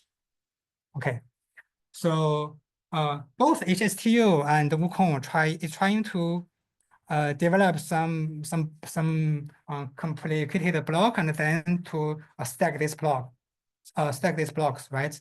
So it's some kind of a way to scale up the model, okay? But there is another approach. Let's say it's the scale out. We can use the MOE architecture. We can scale the expert, okay? So here I'd like to introduce our work to scale the recommendation model. So as mentioned before, if we want to scale the recommendation model, we need to scale the embeddings because embeddings dominate the number of parameters, right? However, we found that if we simply enlarge the embedding dimension k, the performance actually drops, as shown here. Okay, so we enlarge the embedding dimension by 2, 3 to 10 times, the performance drops. And we conduct the singular spectrum analysis, and we found that so when you enlarge the embedding dimension, so most of the dimensions, most of the addition or the extra dimensions are collapsed, right? As shown here. So especially when you extend it by 10 times, I mean, most of the extra dimensions are collapsed. So all these extra parameters or space are wasted. So here, I'd like to give an intuitive interpretation on why these collapse happen. So in the feature in the recommendation, there is many features, right? Some features they have a high, let's say, cardinality. Let's say the item ID, and some of them they have a low cardinality. Let's say the gender, right, or the age. So the high cardinality features, they naturally span a higher dimension space, while the low cardinality features, they can only span a low dimension space, okay? And now we're trying to interact these features, right, using our model. So when we doing the optimization, it's actually trying to pull in these points closer to each other, right? So during the optimization, so for the low cardinality features, they can never expand to a higher dimension because they are low dimension in nature.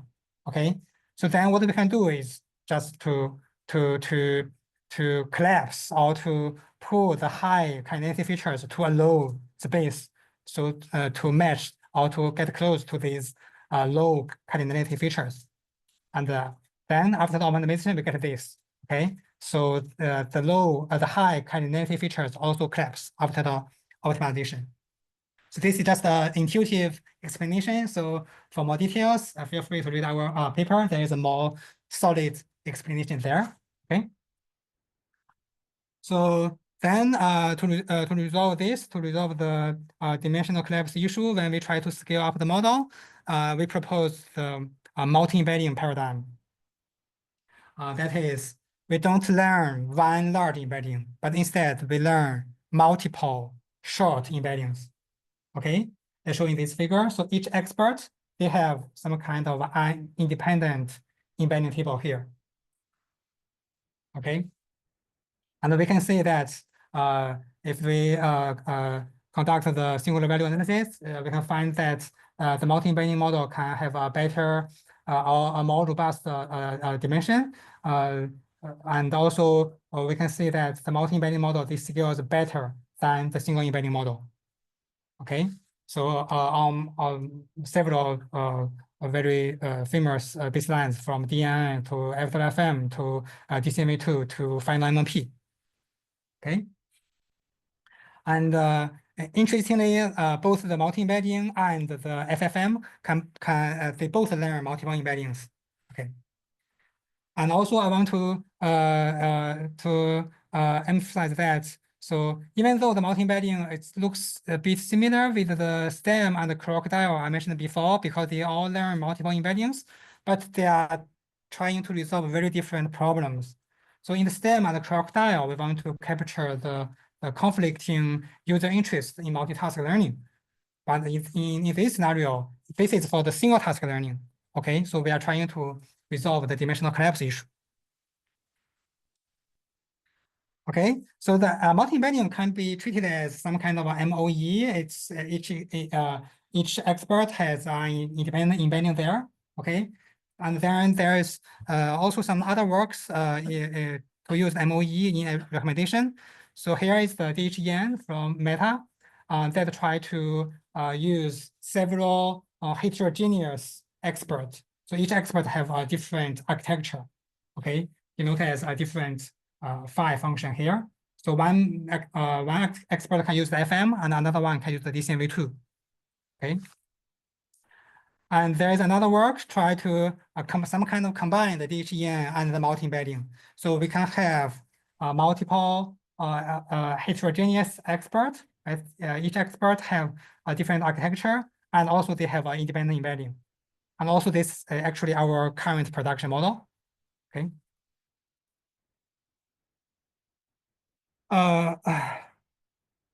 So besides using different architectures or using different embedding dimensions and several independent embeddings, there is another way to some kind of to make those experts different from each other. So this is our recent work called the decorrelated MOE, which introduced inter-expert decorrelation loss to decorrelate each expert, right? So it's similar to the crocodile. So we between the output of each expert, we apply this decorrelation loss. Okay. So again, so it's similar to crocodile, but it's trying to resolve a very different problem. So the idea here is more similar to the work of the Barlow twins. So the Barlow twins propose some kind of redundancy reduction principle that try to reduce the redundancy between some representations after the augmentation. Okay, so our work is quite similar with them. So we can treat all each expert as some kind of a new view of the data, and we want to reduce the redundancy between these views. Okay.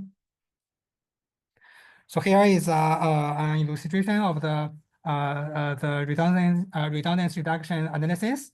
So we find that after applying this new loss on the, let's see, on the multi-embedding or the heterogeneous multi-embedding, we can further decorrelate the experts and improve the performance.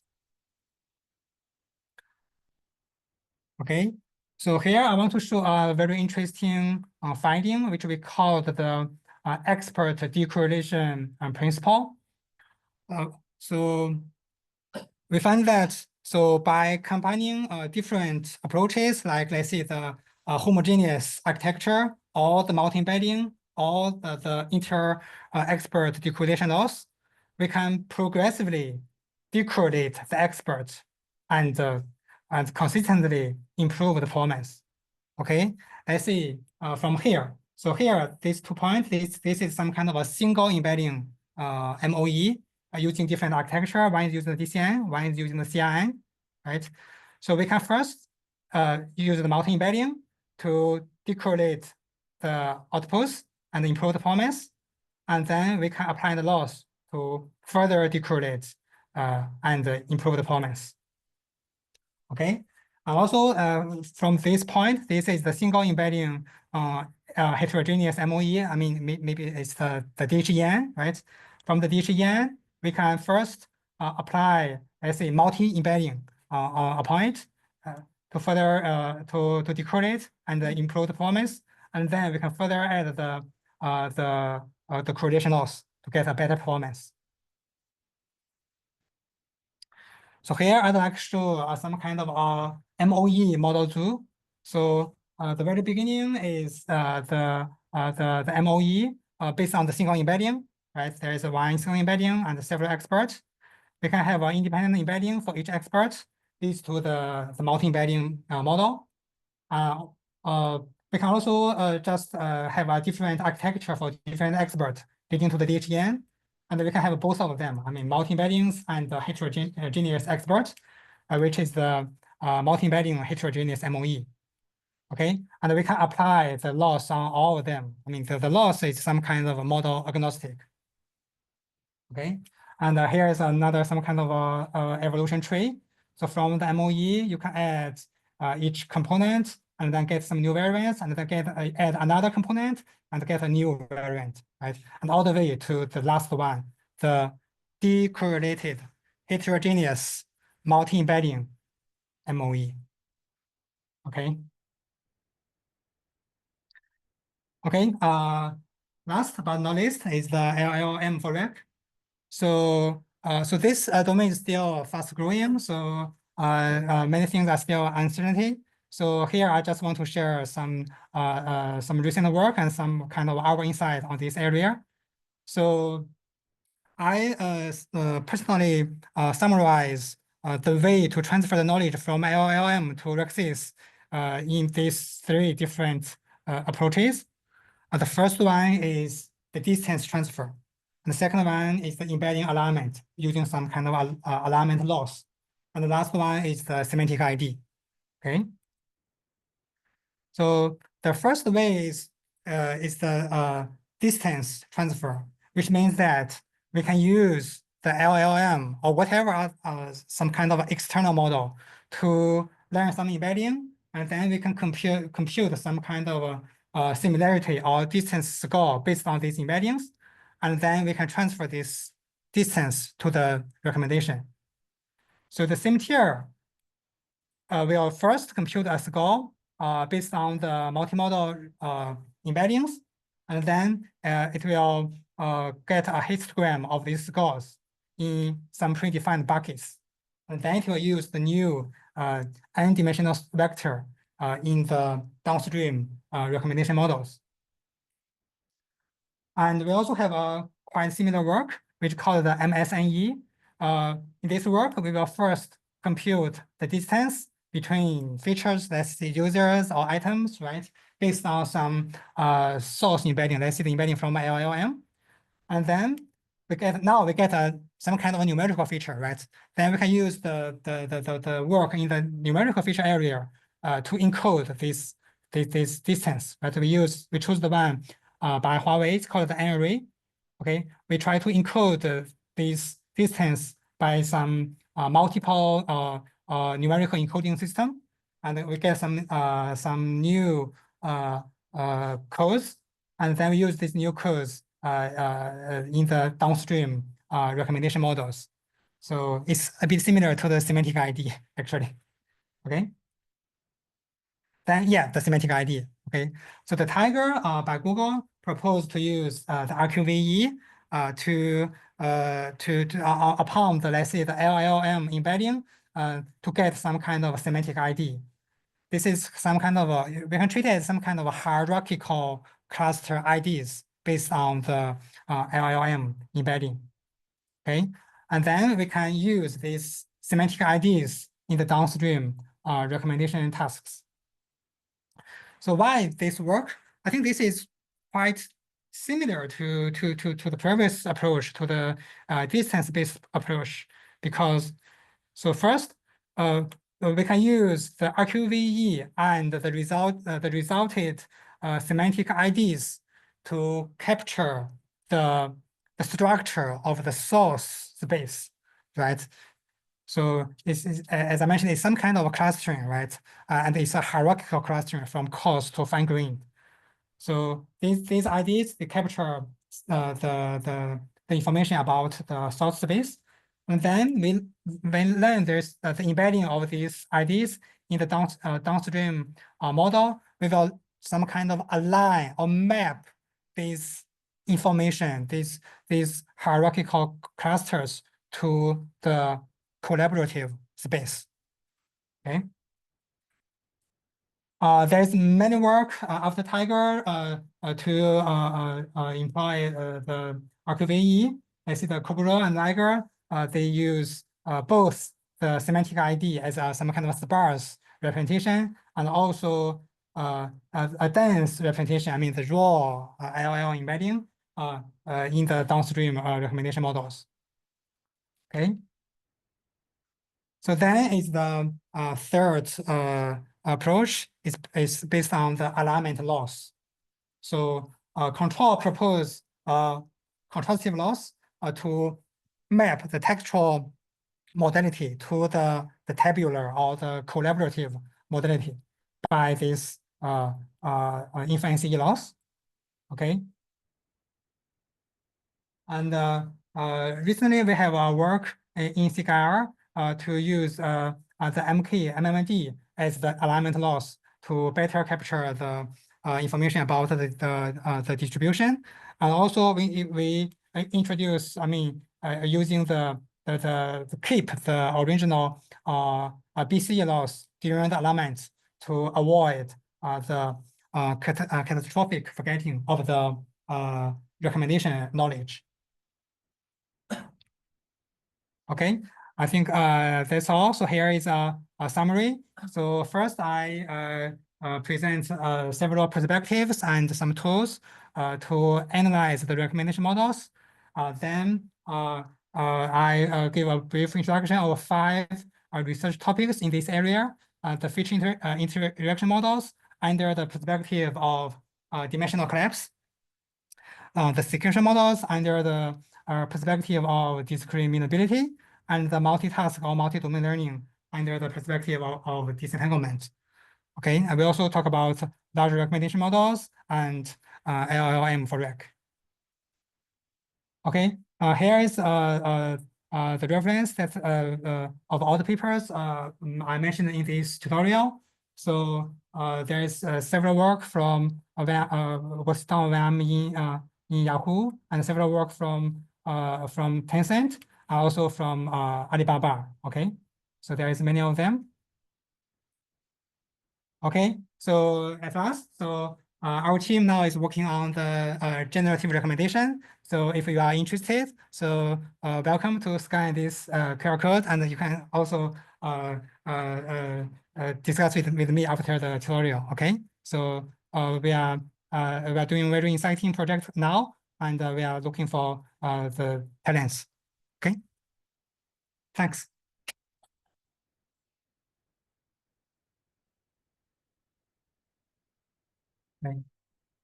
Thanks for the wonderful talk. And anyone has question? Thanks you for the very comprehensive talk. And I feel like the disentanglement and multiple experts or multiple embedding is a very general idea. And my question is about how can we control the number of experts or the number of embeddings, and meanwhile control the strengths of disentanglement, because there are something very similar in my research, that is like multiple intention learning or multiple prototype learning. And we need to decide the number of prototypes in the experiments. And for disentanglement, we usually prefer the most independent components or embeddings or experts. But sometimes if we, the strength of the regularization of independence is too intense, it may harm the performance. So I wonder during the industry practicals, how do we control these parameters? Thank you. Okay, great questions. Actually, I think both the number of, let's say, the embeddings and the, let's say, the weight of the loss, there are some kind of hyperparameters, right? And you can tune it. So, and in reality, and in both offline experiment and our production, we are usually using 2 to 3 experts, I mean, and embeddings. Okay. There is some kind of, I mean, if you are using more, I think we provide some more experiments in the DMOE paper. We found that if you extend it to 8 experts and embeddings, there is still some kind of performance lift, but it's very marginal, and the ROI is not that good. Okay, so usually 2 or 3 embeddings or expert are enough. So Okay. it's relatively robust too. The selection of the hyperparameter is relatively robust in your experiments. Yes. Mhm. Okay, Mhm. that's And really for the loss, you just need to tune the weight, right? got it. Mhm. Thank you.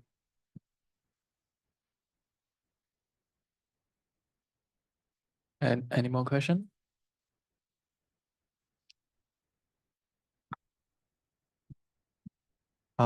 Thanks for the talk. A very random question. Can you roll back to the last slide? Yeah. The final ending. Yeah. For this one, I was just out of curiosity, like maybe in the past 2 to 3, which is like the biggest impact for? Sorry. Which is like among all of these, there are so many. We progressively like achieve this kind of changes Mhm. during the past few years, right? Mhm. Which is you think is the most impactful one along like all the changes? I think for the sequential model, I think it's definitely DRN. It introduced the target attention, right? So Mhm. this is definitely the most important one in that area. And for the interaction, I think it's the multi-embedding one because it's in that work that point out this kind of dimensional collapse issue, right? So yeah, and for the multitask learning, I think MMOE is quite good. It's before MMOE there's no there's no multitask learning for recommendation at all, right? So yeah, I see. Very insightful. Thank you. thank you. Any more question? One additional detailed question about the dimensional collapse.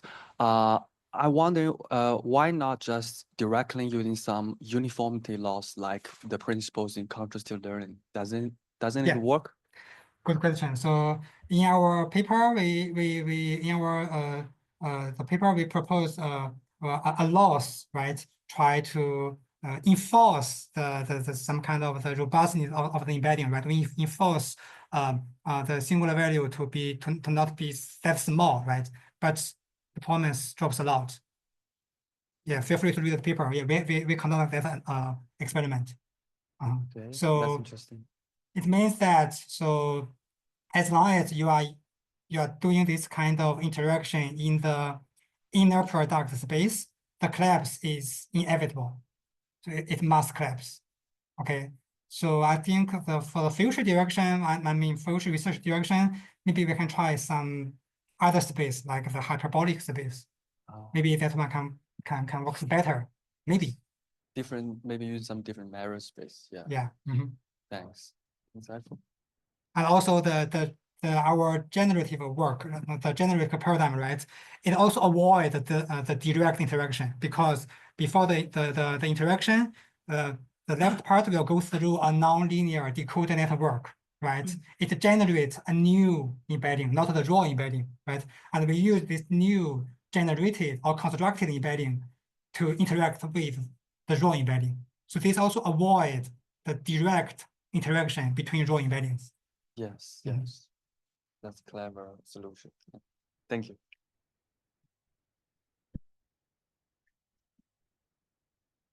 Oh, so they are very insightful techniques actually, and I'm very curious about how do you deploy these techniques online? Because actually they are embedding level, sequence aggregation level, and expert level. So do we need to combine the techniques to get useful results, or we only need multiple embeddings? Because in my sense, if we use multiple separate embeddings, and so in this setting, do we still need disentanglement in expert level or sequence Yes, level? I think so. I think that's why so I think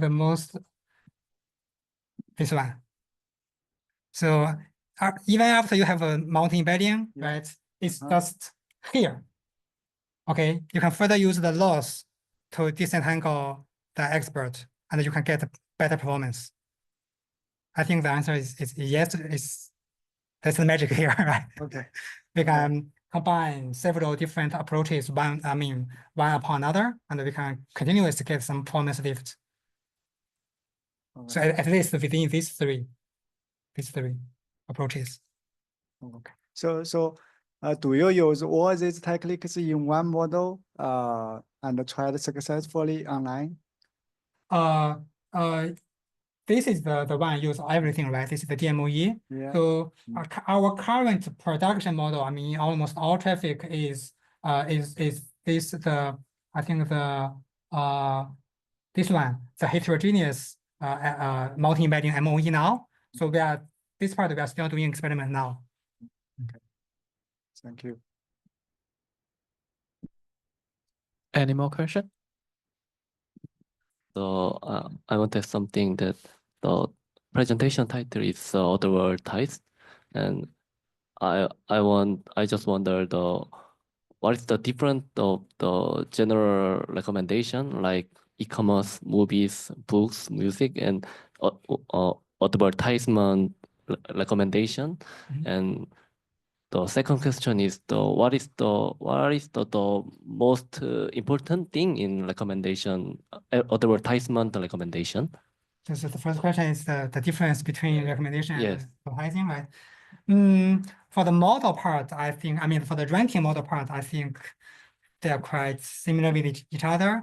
But advertising has some unique modules. I mean, bidding, auction, presented by Zhuhan in the first part. Okay. And for the second part, sorry, what's the question?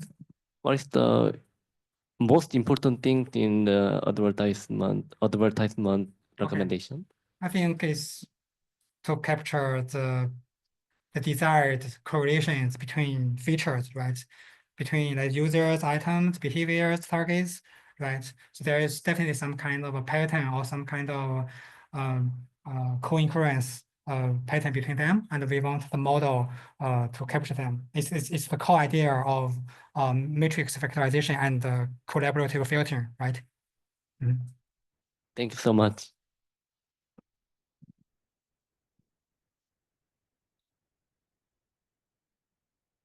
So I want to ask for the dimensional collapse, do you have observed any difference in discriminate models like data prediction or the generative models like next item prediction? Okay, very good question. In the generative, let's say the next item prediction model, there's no such severe dimensional collapse.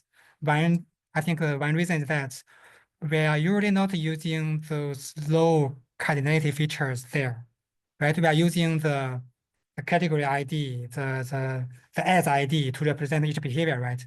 We are not using age, gender there, right? I think because of this kind of analysis on the sequential models, there's no such severe dimensional collapse there. Okay, which means that if you actually we try to use the multi-embedding for DIN, but it doesn't work. But we can decouple the embeddings for the attention and the representation. That works, right? But that resolves another problem. It's not the dimensional collapse. It's the some kind of the conflict between attention and the representation, right? Thanks.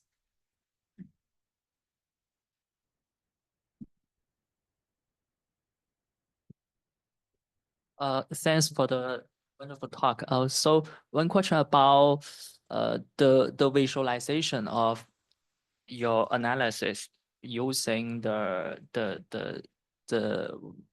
vector and singular value of the space. So my question is about so even though that there might be some level of mode collapse among the using of the space. So my question is why do we have to fully or make use of the whole space to represent the samples? Otherwise, it's waste, right? You spend so much, the storage, to store all the whole model, right? But most of your parameters, they're nothing. So it's a waste of the storage, the computation, right? So we want to avoid this kind of this. We want to make the model large but compact, right? It should has enough information there rather than some kind of. That's why the Barlow twins propose the redundancy reduction principle, right? We need to reduce the redundancy within the data, right? The parameters. So I think that's one key principle of machine learning. Okay, one principle. So because even we have the mode collapse, so we know that a simple MLP with several layers actually they can fit everything. So so yeah Okay. that's So they can fit almost everything, but not products, right? Randolph wrote this 5 years ago, and I believe in his work. okay. Thanks.